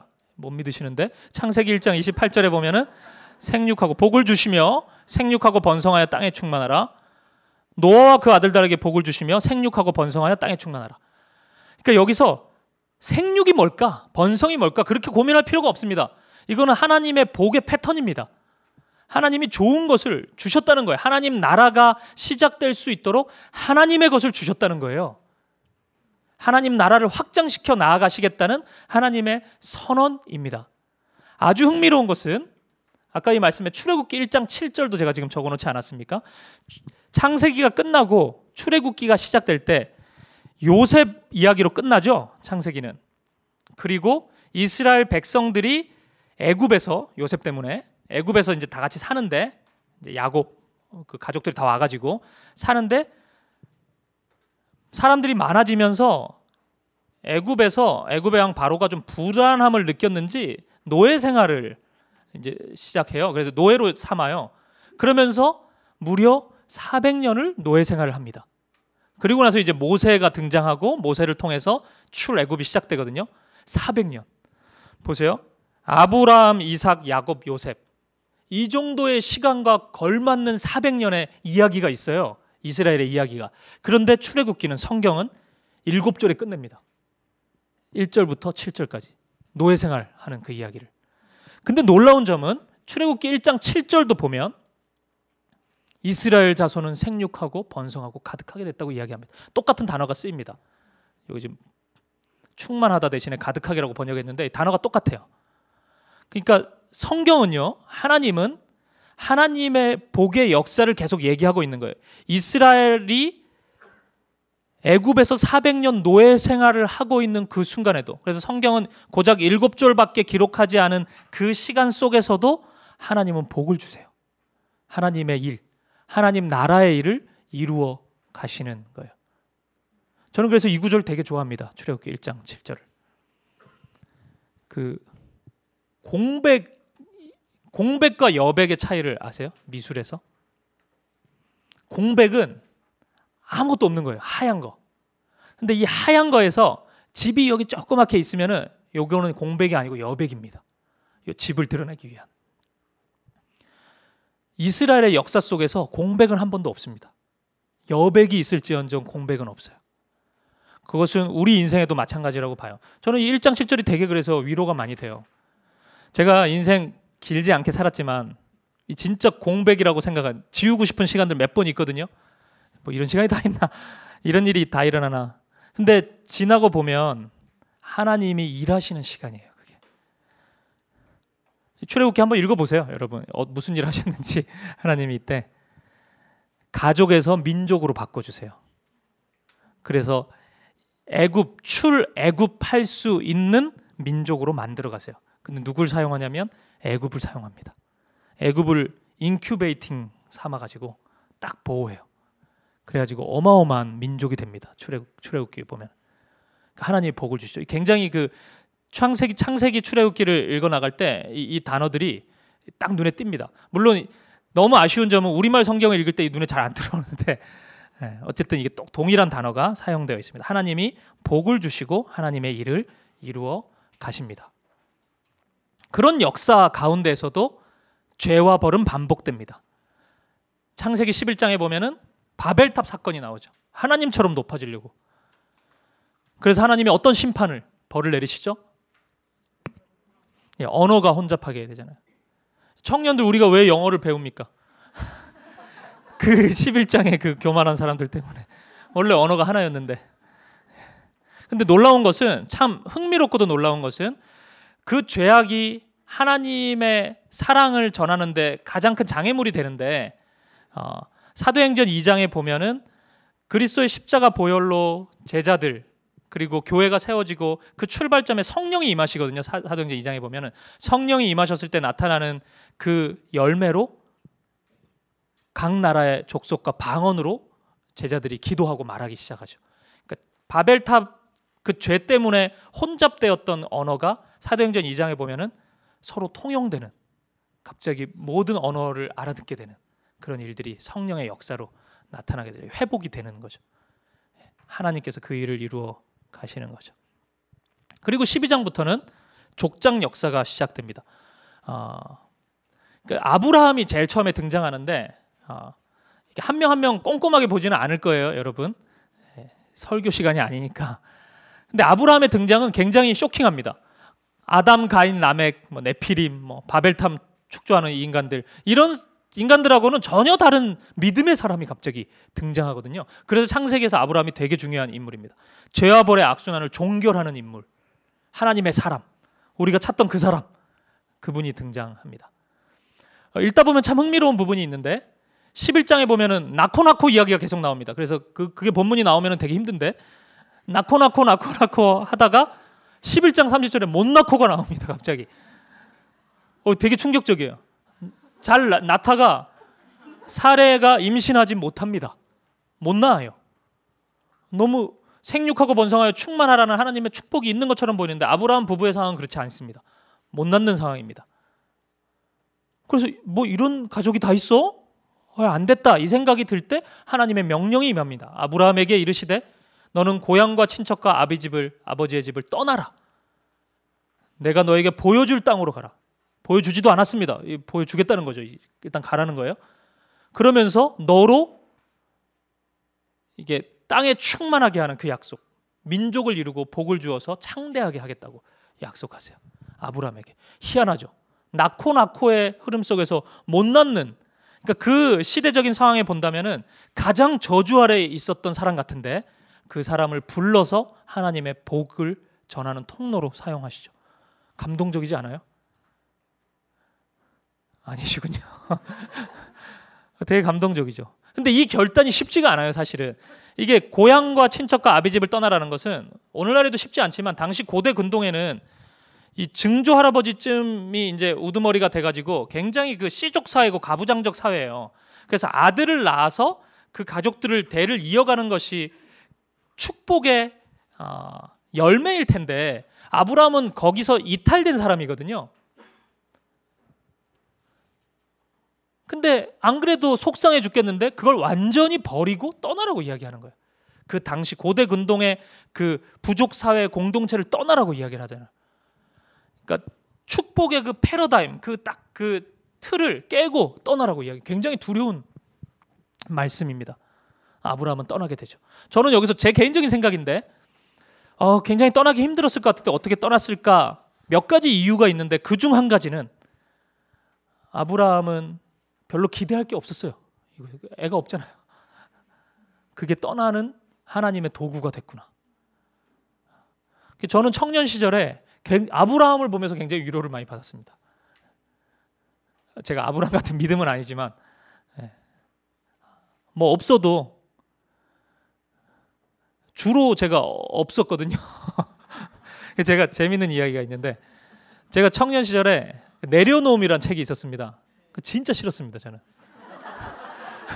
왜냐하면은 내려놓을 게 있어야지. 제가 그때 생각한 게 올려놔도 쉬운 절판에 여기서 더 뭘 내려놓으라는 거예요, 도대체. 그 생각을 많이 했는데 누가 그러더라고요. 그 마음을 내려놓으라고 그래서 진짜 해도 너무한다 그 생각했는데 아브라함은 그 상황 속에서 하나님의 일을 이루십니다. 근데 아브라함이 한결같이 믿음을 보여주면서 순종하는 삶을 살지는 않습니다. 창세기가 보여주는 하나님 나라는 매우 일상적인 곳입니다. 그러니까 창세기는 우리에게 교리적인 지식을 전해주지 않습니다. 로마서는 그런 지식을 좀 주지만 창세기를 그런 방식으로 읽으면 안 됩니다. 기초교리를 배우고 나서 그 방식으로 창세기를 묵상하기 시작하면은 어떻게 해야 될지를 몰라요. 칭의인가 이게? 막 이런 소리 하고 그러거든요. 이게 전혀 어울리지 않습니다. 창세기는 일상적인 삶을 이야기해요.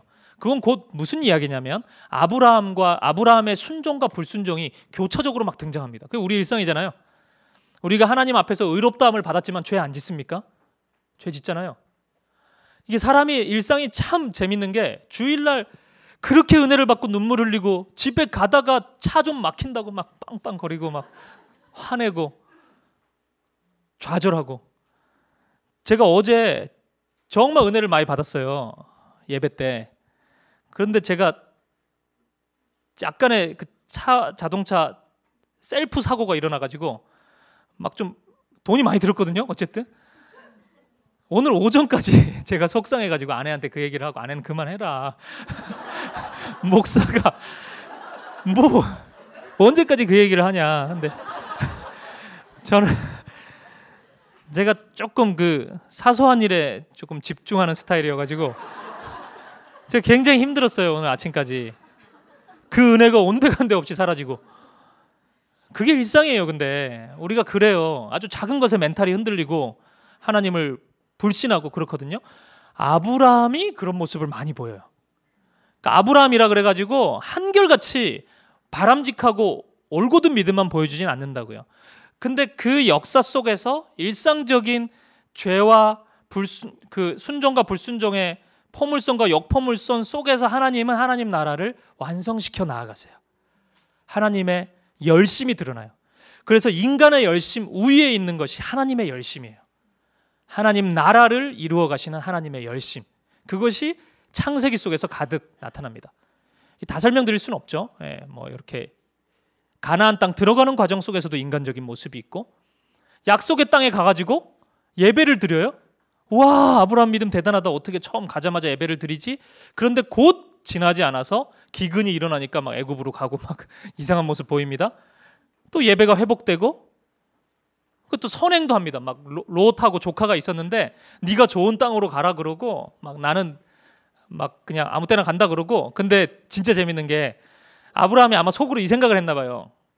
되게 멋진 고백이잖아요. 네가 가고 싶은 땅으로 먼저 가고 나는 네가 선택하지 않은 반대쪽으로 가겠다. 믿음의 행위거든요.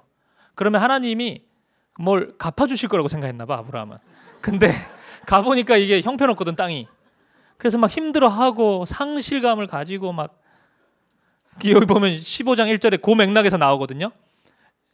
환상 중에 아브라함에게 말씀이 임합니다. 이럴 때 말씀이 임해요. 사실은 하나님이 보다 못해 답답해가지고. 아브라함은 이런 거예요. 아니, 롯은 좋은 땅으로 가고 나는 이런데 나의 방패, 나의 상급은 어딨냐, 이거 뭐냐. 이럴 때 하나님이 두려워하지 마라. 내가 너의 방패고 너의 지극히 큰 상급이다. 이런 말씀을 주시죠. 아, 진짜 하나님의 말씀이 이렇게 딱딱 임하는 거예요. 아브라함은 또 회복하고. 이 정도 경험하면 아브라함은 무너지지 않을까요? 그럴 리가 있겠습니까? 또 죄짓고 막 이스마엘 태어나고 막 또 언약을 또 붙잡았다가, 어쨌든 이게 계속 반복되다가 마지막 시험에 이릅니다. 이삭을 바치라는 시험. 이게 참 힘들죠. 이삭은 하나님이 약속으로 주신 아들이거든요. 100세 때 얻은 약속이에요. 근데 이삭을 제물 삼아 가지고 하나님께 예배하라고. 그러니까 이것은 그 하나님의 잔인성을 보여주는 장면이 아니고, 그러니까 이 고대 근동의 문화 속에서 지금 이 제사가 진행되고 있기 때문에 오늘날 보면은 아무리 그래도 그렇지 어떻게 아들을 죽이라 그러냐 이렇게 생각할 수 있는데, 그런 개념으로 보면 안 되고요. 아브라함에게 있어서 가장 소중한 것을 하나님께 맡길 수 있는지에 대한 마지막 질문이죠. 하나님이 1번이냐 아니면 다른 것이 1번이냐. 이삭은 아브라함에게 있어서 어느 순간 1번이 되어 있었죠. 그래서 창세기 22장 읽어보면은 그 주어를 잘 보시면 흥미로워요. 나의 아들인지 하나님의 것인지 이런 게 잘 구분되어 있습니다. 그래서 이삭을 아브라함 바치죠. 그러면서 믿음의 거장으로, 물론 그 이후에도 인간적인 모습은 있죠. 이 땅에서 삶을 사니까. 그럼에도 불구하고 우리가 보더라도 정말 큰 믿음으로 아브라함이 살아가는 것을 볼 수 있습니다. 이런 과정을 통해서 하나님 나라가 임합니다. 그리고 이삭은 매우 순종적이죠. 그런 온유함 속에서 하나님 나라가 계속 확장돼 갑니다. 이삭의 이야기 속에서. 물론 이 온유함 때문에 너무 수동적이고 너무 답답해 보일 때도 있는데, 이삭 이야기 속에서는 그럼에도 불구하고 그 온유함과 그 아주 그 반복되는 양보 속에서 하나님이 어떠한 선물을 허락해 주시는지를 이삭을 통해서 밝히 보여줍니다. 그리고 이삭 이후에 야곱이 나타나는데, 이삭과는 정반대입니다. 매우 질투심이 강하고 어떻게 해서든지 무엇을 얻고 싶어하는 사람입니다. 태어날 때부터 막 먼저 나오려고 하고 거짓말하고 속이고 장자 한번 돼보려고 하고 막. 제가 최근에 아브라함보다 더 이입된 인물이 야곱입니다.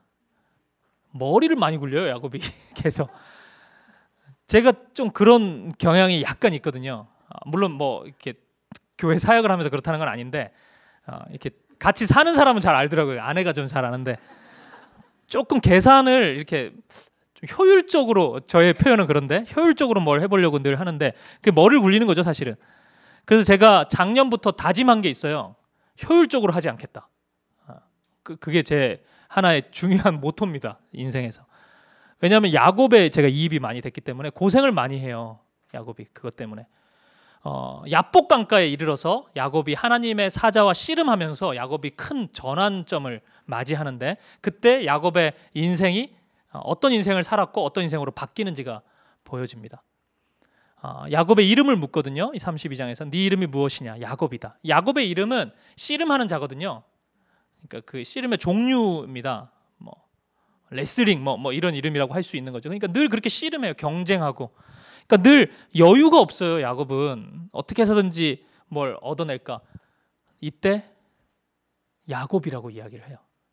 이름이 무엇이냐? 사실 야곱은 야곱이라고 잘 얘기를 안 합니다. 아빠가 네 이름이 뭐냐 그러니까 저 에서입니다 막 그러고 그리고 다른 걸 통해서 자신을 설명하려고 해요. 야곱은 그런 인물이었어요. 그러니까 많이 얻고 싶어 하죠. 많이 가지고 싶어 하고. 근데 인생을 가만히 보면은 장자권까지 획득했음에도 불구하고 복이 별로 없는 굉장히 조바심 많은 인생이에요.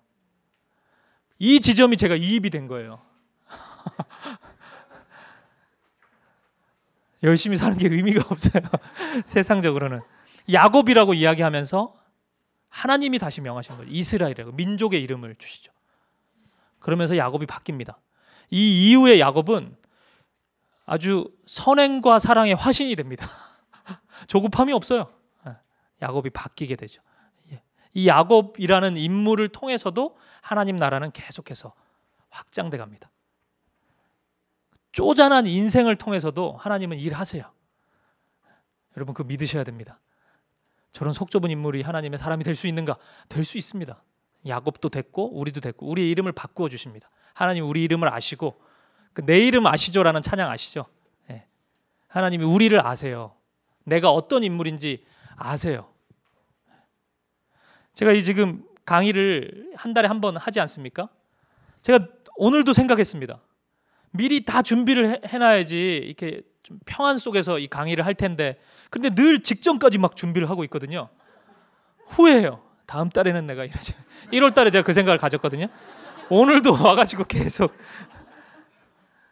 그리고 저는 또 다짐했습니다. 다음 달에는 그러지 말아야지. 근데 예상하건대 그럴 가능성이 굉장히 큽니다. 제가 좀 그런 편이에요. 그런 사람입니다, 제가. 근데 하나님이 그런 저를 잘 아시죠. 미리미리 잘 못하고. 그래도 하나님이 저를 통해서도 일하시고 또 여러분들을 통해서도 일하시고. 믿으시죠? 하나님 나라가 우리의 불완전한 인간성 속에서 얼마든지 역사하세요. 창세기는 그것을 보여줍니다. 야곱을 통해서 보여주죠. 요셉을 통해서도 보여줍니다. 요셉은 하나님께 붙잡힌 바 된 사람인데 단점이 눈치가 좀 없습니다.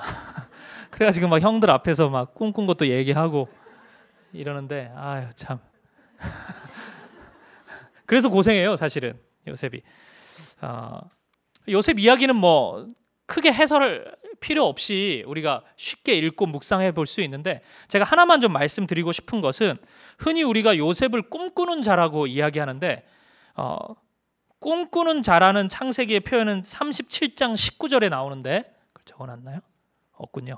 37장 19절에 꿈꾸는 자라는 표현이 나오는데 그것은 하나님이 요셉에게 붙여준 별명이 아닙니다. 요셉의 형들이 요셉을 조롱하면서 부르는 표현이에요. 그래서 그 구절을 축복의 표현처럼 하는 것은 좀 맥락이 맞지 않습니다.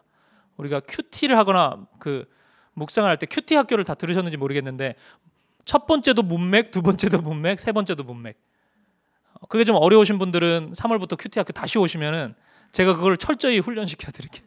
자다가 일어나도 문맥을 봐야 되거든요. 누가 얘기했는지가 중요합니다. 성경에는요 사탄이 한 얘기도 있습니다. 그거 성경 구절에 있다고 보기 좋아가지고 막 가져오기 시작하면은 이상한 적용이 일어나요. 문맥을 봐야 됩니다. 꿈꾸는 자. 그래서 꿈의 사람으로 많이 얘기하는데 요셉의 인생은 꿈보다는 매일매일을 신실하게 살아갔던 힘이 요셉을 더 잘 설명해 줘요. 대표적인 게 요셉이 고생하고 잘 풀리고 하다가 그 보디발의 아내의 그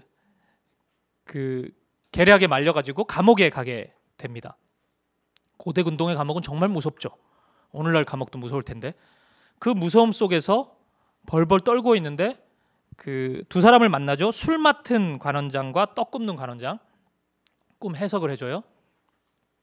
그 모습을 잘 보면 만약 보십시오. 요셉이 꿈꾸는 자고 하나님이 그 꿈대로 이루실 것을 붙잡고 요셉이 그 꿈 붙잡고 나는 별처럼 빛날 거야. 이 민족 가운데 빛날 거야.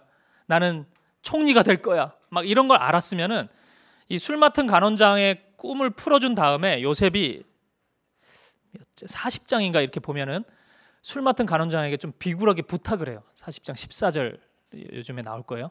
당신 여기서 나가면은 나 꼭 기억해 달라고 이야기해요. 내가 꿈 해석해 줬으니까 그대로 될 건데 나를 잊지 말고 꼭 기억해 달라고 부탁해요. 요셉이 정말 꿈에 사로잡혀 있는 사람이면은 그런 부탁 안 합니다. 에이, 그 나가라고. 내가 총리 될 사람인데 내가 뭘 당신한테 부탁해. 당신이 나한테 부탁해야지. 이렇게 나왔겠죠. 근데 요셉은 무서워도 하고 불안해도 하고 그래요. 그렇게 살아요. 꿈에 잡혀가지고 막 허황된 인생을 살지 않습니다. 나 잘 될 거야, 잘 될 거야. 막 긍정의 힘으로 산 사람이 아니에요. 요셉은 불안해도 하고 힘들어도 해요. 근데 요셉의 힘은 뭐냐면 보디발의 아내의 유혹 속에서 나오는데 보디발의 아내가 유혹할 때 요셉이 뭐라 그러냐면 내가 하나님 앞에서 어떻게 범죄하겠냐고 이야기해요. 당신 앞이 아니고 주인 앞이 아니고 하나님이 날 보고 계시는데 코람데오 하나님 앞 그게 요셉을 붙잡고 있는 그러니까 하나님이 보시니까 하인으로 있을 때나 노예로 있을 때나 감옥에 있을 때나 신실해요. 요셉은 하나님이 날 보시니까 꿈에 허황된 꿈에 사로잡혀가지고 잘 될 거야 잘 될 거야 나는 뭐 성공할 거야 뭐 할 수 있다 해보자 뭐 하면 된다 막 이런 걸로 가는 사람이 아니고 매 순간 내일 어떤 일이 일어날지 불안하고 힘들지만 그 순간 말씀대로 살아요. 요셉은 그 요셉을 통해서 하나님이 역사하시는 거죠. 요셉의 인물에서 요셉이란 인물이 주는 가장 큰 특징은 신실함입니다. 그걸 꼭 기억하셔야 돼요. 요셉을 묵상할 때. 그러니까 만약에 우리가 자녀들에게 너도 요셉과 같은 인물이 됐으면 좋겠구나라고 축복할 때는 꿈 얘기를 하시기 전에 신실함을 이야기해야 된다고요. 요셉이 2020년 이 대한민국에 살았다면은 진짜 열심히 살았을 거예요. 매 순간 신실했을 거예요. 정말로. 우리 목사님 늘 교육자들한테 하는 말씀이 있습니다. 녹슬어 없어지기보다 달아 없어지겠다. 그 얘기를 너무 자주 하세요. 달아야 된다고.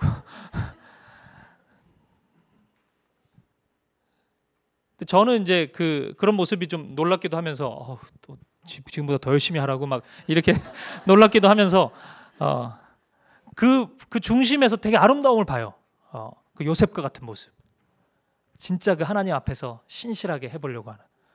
우리에게 필요한 거예요, 사실은. 왜 우리가 열심히 살아야 되냐면 하나님이 보시니까요. 누가 보지 않는데 직장 상사가 보지 않는데 왜 열심히 하냐면 하나님이 보시잖아요. 하나님이 아시잖아요. 누가 인정해주지 않아도 왜 괜찮냐면 하나님이 아시잖아요. 그게 요셉의 삶이었다는 거죠.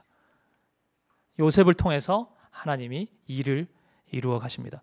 창세기 40장, 50장까지 쭉 이렇게 이어집니다. 이거 뭐 묵상하시면은 충분히 알 수 있는 이야기고 야곱의 축복과 죽음으로 창세기는 마무리됩니다. 한 두세 가지 정도만 고려해야 될 부분만 좀 말씀을 드리겠습니다. 창세기를 묵상할 때 창세기에는 그 도시에 대한 이야기가 나옵니다. 창세기 4장 17절 아까 읽은 말씀인데 가인이 하나님의 용서를 신뢰하지 못하고 성을 쌓고 그 아들의 이름으로 에녹이라고 하는데 에녹성, 에녹시티입니다. 이 도시의 시작이 그러니까 오늘날 이 근대 문명의 시작이라는 것은 우리가 살고 있는 이 세상은 좋은 것도 있죠. 스마트폰 얼마나 좋습니까? 그리고 첨단 의료 시설들 얼마나 좋습니까? 그런데 이 세상에 근본적으로 흐르는 핵심의 그 물줄기는 하나님을 신뢰하지 못하는 것에서 출발하는 거예요. 우리가 그 한계를 인정해야 돼요. 이 세상에 대해서. 그렇기 때문에 이 세상에서 우리가 요셉처럼 그 정신으로 열심히 살고 하나님 나라가 임하는 것을 믿고 나아가야 되지만 이 세상을 너무 신뢰하거나 너무 의지하거나 너무 사랑해서는 안 됩니다. 이 세상은 언제나 하나님 사랑과 반대의 것들이 많이 나타나요. 그래서 여러분 너무 놀라지 마세요. 이 세상이 그런 모습을 보여준다고 해서. 너무 따라가지도 말고 이 세상과 친구 되지도 말고 절하지도 말고요. 주님 앞에만 예배해야 됩니다. 이 도시의 시작, 이 자크 엘룰이라는 그 프랑스 신학자가 이 부분에서 이 도시의 시작을 이야기했습니다. 굉장히 그 인사이트가 있습니다.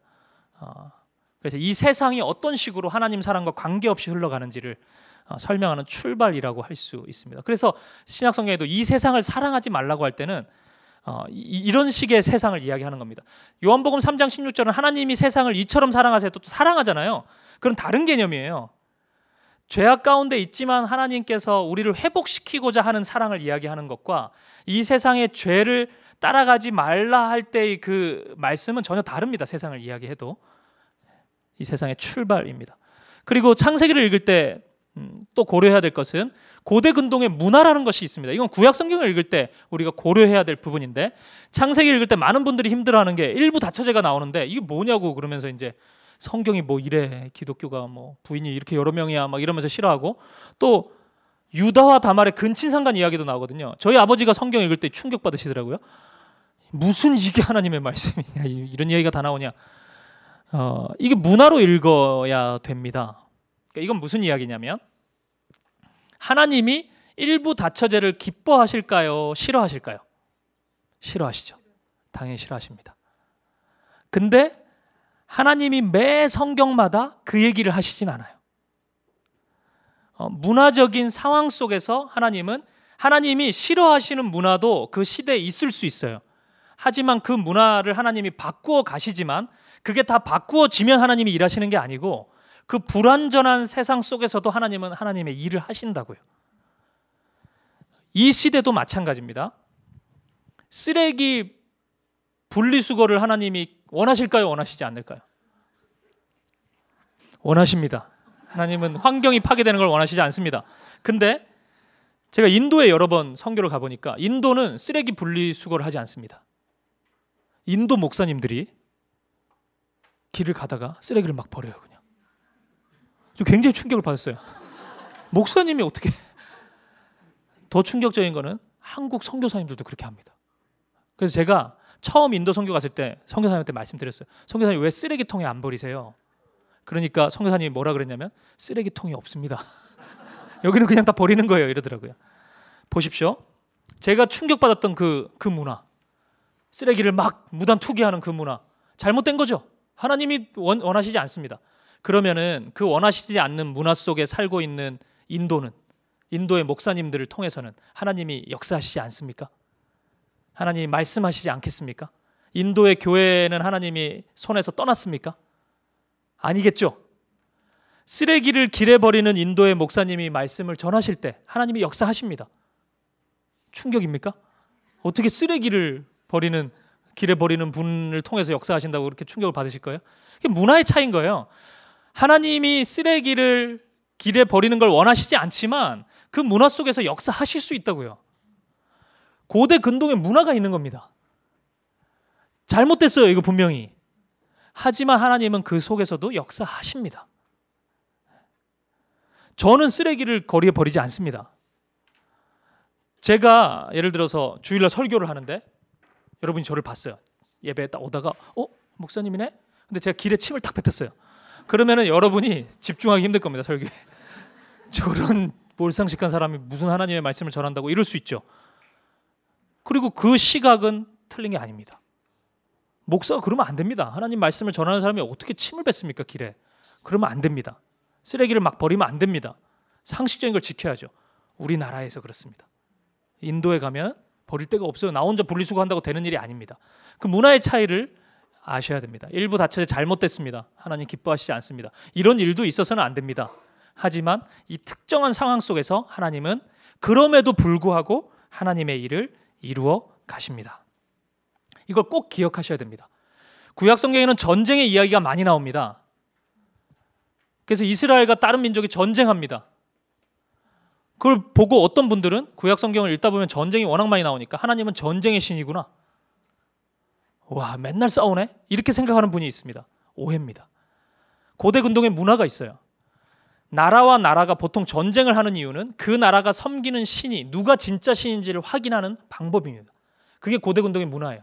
이스라엘이 다른 나라와 싸워서 이기면 이스라엘이 강한 나라라는 의미가 아니고, 다른 민족들이 어떻게 보냐면 이스라엘이 섬기는 여호와가 진짜 신이구나라고 인정하게 돼요. 그래서 전쟁을 해 나가는 거예요. 신약 성경에 이르러서는 예수님이 다른 얘기를 합니다. 칼로 흥한 자는 칼로 망할 것이라고 말씀해요. 같은 하나님이 다른 이야기를 하죠. 문화가 달라졌기 때문입니다. 아브라함은 물질적인 복을 받습니다. 창세기에서는. 왜냐하면 그 복이 고대 근동의 사회 속에서는 하나님이 주신 복으로 보였기 때문이에요. 오늘날은 달라요. 오늘날 여러분이 삼성 회장보다 더 큰 부자가 되면은 여러분 주위에 있는 수많은 사람들이 하나님을 섬길까요? 아닐걸요. 저는 그런 일이 일어나지 않는다고 봐요. 그럼 우리가 다 부자가 돼야죠. 부자가 아니잖아요, 우리가. 왜 그러냐면 오늘날은 그런 세계관이 아니죠. 우리가 선하게, 다른 사람과 차별되게 이 세상을 사랑하지 않고 정직하게 살아가는 모습을 보면서 다르다는 것을 보게 돼요. 대한민국에서는 적어도 그래요. 2020년 대한민국에서는 적어도 그렇다고요. 하나님이 그런 성품을 주실 겁니다. 우리에게. 오래 참는 성품, 세상을 과하게 사랑하지 않는 그런 믿음의 힘을 주실 거예요. 그걸 통해서 하나님 나라를 보여줄 수 있기 때문에. 세계가 달라요, 구약과. 아브라함이 부자 됐으니까 오늘 우리도 부자가 될 줄로 믿습니다. 이것은 성경을 잘못 읽는 거죠.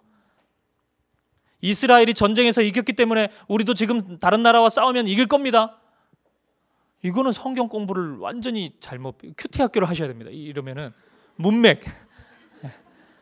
예전에 어느 미국의 어떤 대통령이 어느 나라를 공격하면서 그 얘기를 했어요. 하나님이 이스라엘을 도와주셨듯이 우리를 도와주셔가지고. 전쟁을 그런 식으로 옹호하면 안 됩니다. 물론 그 전쟁의 그 옳고 그름은 별개의 문제지만 자신이 결정한 그 전쟁을 성경에서 이야기한 전쟁을 끌어와가지고 축복을 선언하면 안 돼요. 그거는 성경 말씀을 잘못 이해한 것입니다. 그 대통령은 큐티 학교를 들어야 돼요. 그렇게 성경을 읽으면은 큐티가 이상하게 된다고요. 아시겠죠? 문맥이 없기 때문에 이 문화를 읽어낼 수 있어야 됩니다. 이게 대단한 게 아닙니다. 근데 이상한 게 나오면은 좀 차이가 있구나, 이 정도만 이해하시면 돼요. 하나님이 역사하십니다. 이 두 가지 정도로 우리가 생각해보고 이제 마무리를 하겠습니다. 요거 하나님 나라 핵심은 넘어가야 될 것 같습니다. 혹시 다음번에 제가 하나님 나라에 대해서 이야기할 기회가 있으면 제가 한번 특강을 하도록 하겠습니다. 결론입니다. 다시 예수 그리스도인데 왜 이렇게 제가 정했냐면, 창세기에는 원시 복음이라고 하는 말씀이 있습니다. 창세기 3장 15절인데 아담이 죄를 짓고 나서 이런 말씀이 주어집니다. 내가 너로 여자와 원수가 되게 하고 내 후손도 여자의 후손과 원수가 되게 하리니 여자의 후손은 내 머리를 상하게 할 것이요 너는 그의 발꿈치를 상하게 할 것이니라 하시고, 이 말씀이, 이 여자의 후손이 예수 그리스도를 가리키는 말씀이에요. 그렇기 때문에 이 말씀을 원시 복음이라고 이야기합니다. 예수 그리스도에 대한 이야기가 나오지 않지만 성경의 시작은 예수 그리스도를 미리 보여주고 있다는 의미에서 원시 복음이라고 이야기합니다. 여자의 후손이, 예수 그리스도가 사탄의 머리를 상하게 할 것입니다. 십자가에서 그의 세력을 멸하셨습니다. 사탄은 끊임없이 발꿈치를 상하게 하는 것처럼 공격하지만 무너지지 않습니다. 하나님의 나라는 끝없이 확장돼 나아가고 결국 새 에덴으로, 그래서 요한계시록에 보면 새 에덴이라고 얘기를 하거든요. 에덴이 다시 회복된 에덴으로 하나님 나라가 완성될 것입니다. 사탄의 나라는 죄를 통해서, 불순종을 통해 죽음을 확장하는 나라입니다. 로마서 6장 23절에 보면 죄의 품삯은 사망이라고 이야기를 합니다. 사탄은 자신의 나라의 용병을 찾고 있습니다. 우리에게 불러요. 뛰어주지 않을래? 우리 리그에서 뛰어주지 않을래? 용병, 외국인 선수를 불러요, 우리를. 그래서 오면은 열심히 선수 생활을 하라고 해요. 그 열심은 죄를 짓는 겁니다. 죄를 지으면 사탄의 나라가 확장돼 나아가요. 그러면 보상을 해줘야 되지 않습니까? 그 나라의 주인이 죽음을 줍니다. 되게 무서운 나라입니다. 하지만 하나님 나라는 순종을 통해서 생명과 사랑을 확장해 나아가는 나라입니다.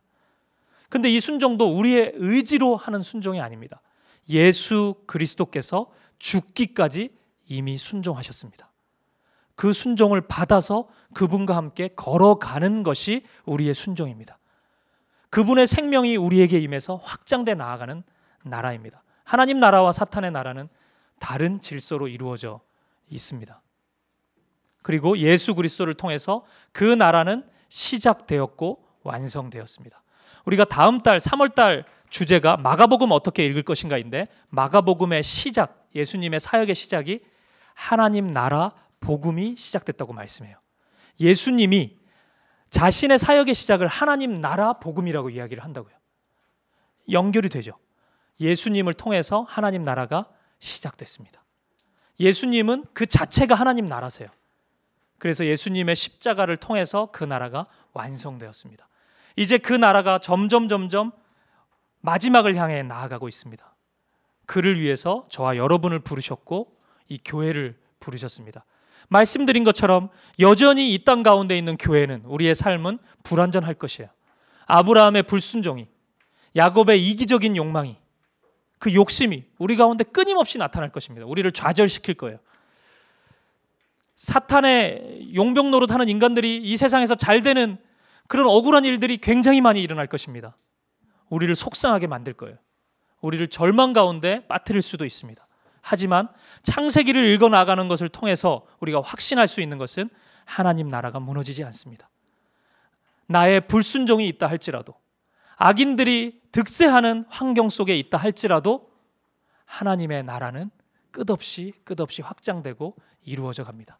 예수 그리스도, 여자의 후손이 머리를 상하게 하는 일이 우리 가운데 일어났기 때문입니다. 창세기 묵상을 통해서 그 하나님 나라를 한없이 꿈꿀 수 있는 저와 여러분이 되었으면 좋겠습니다.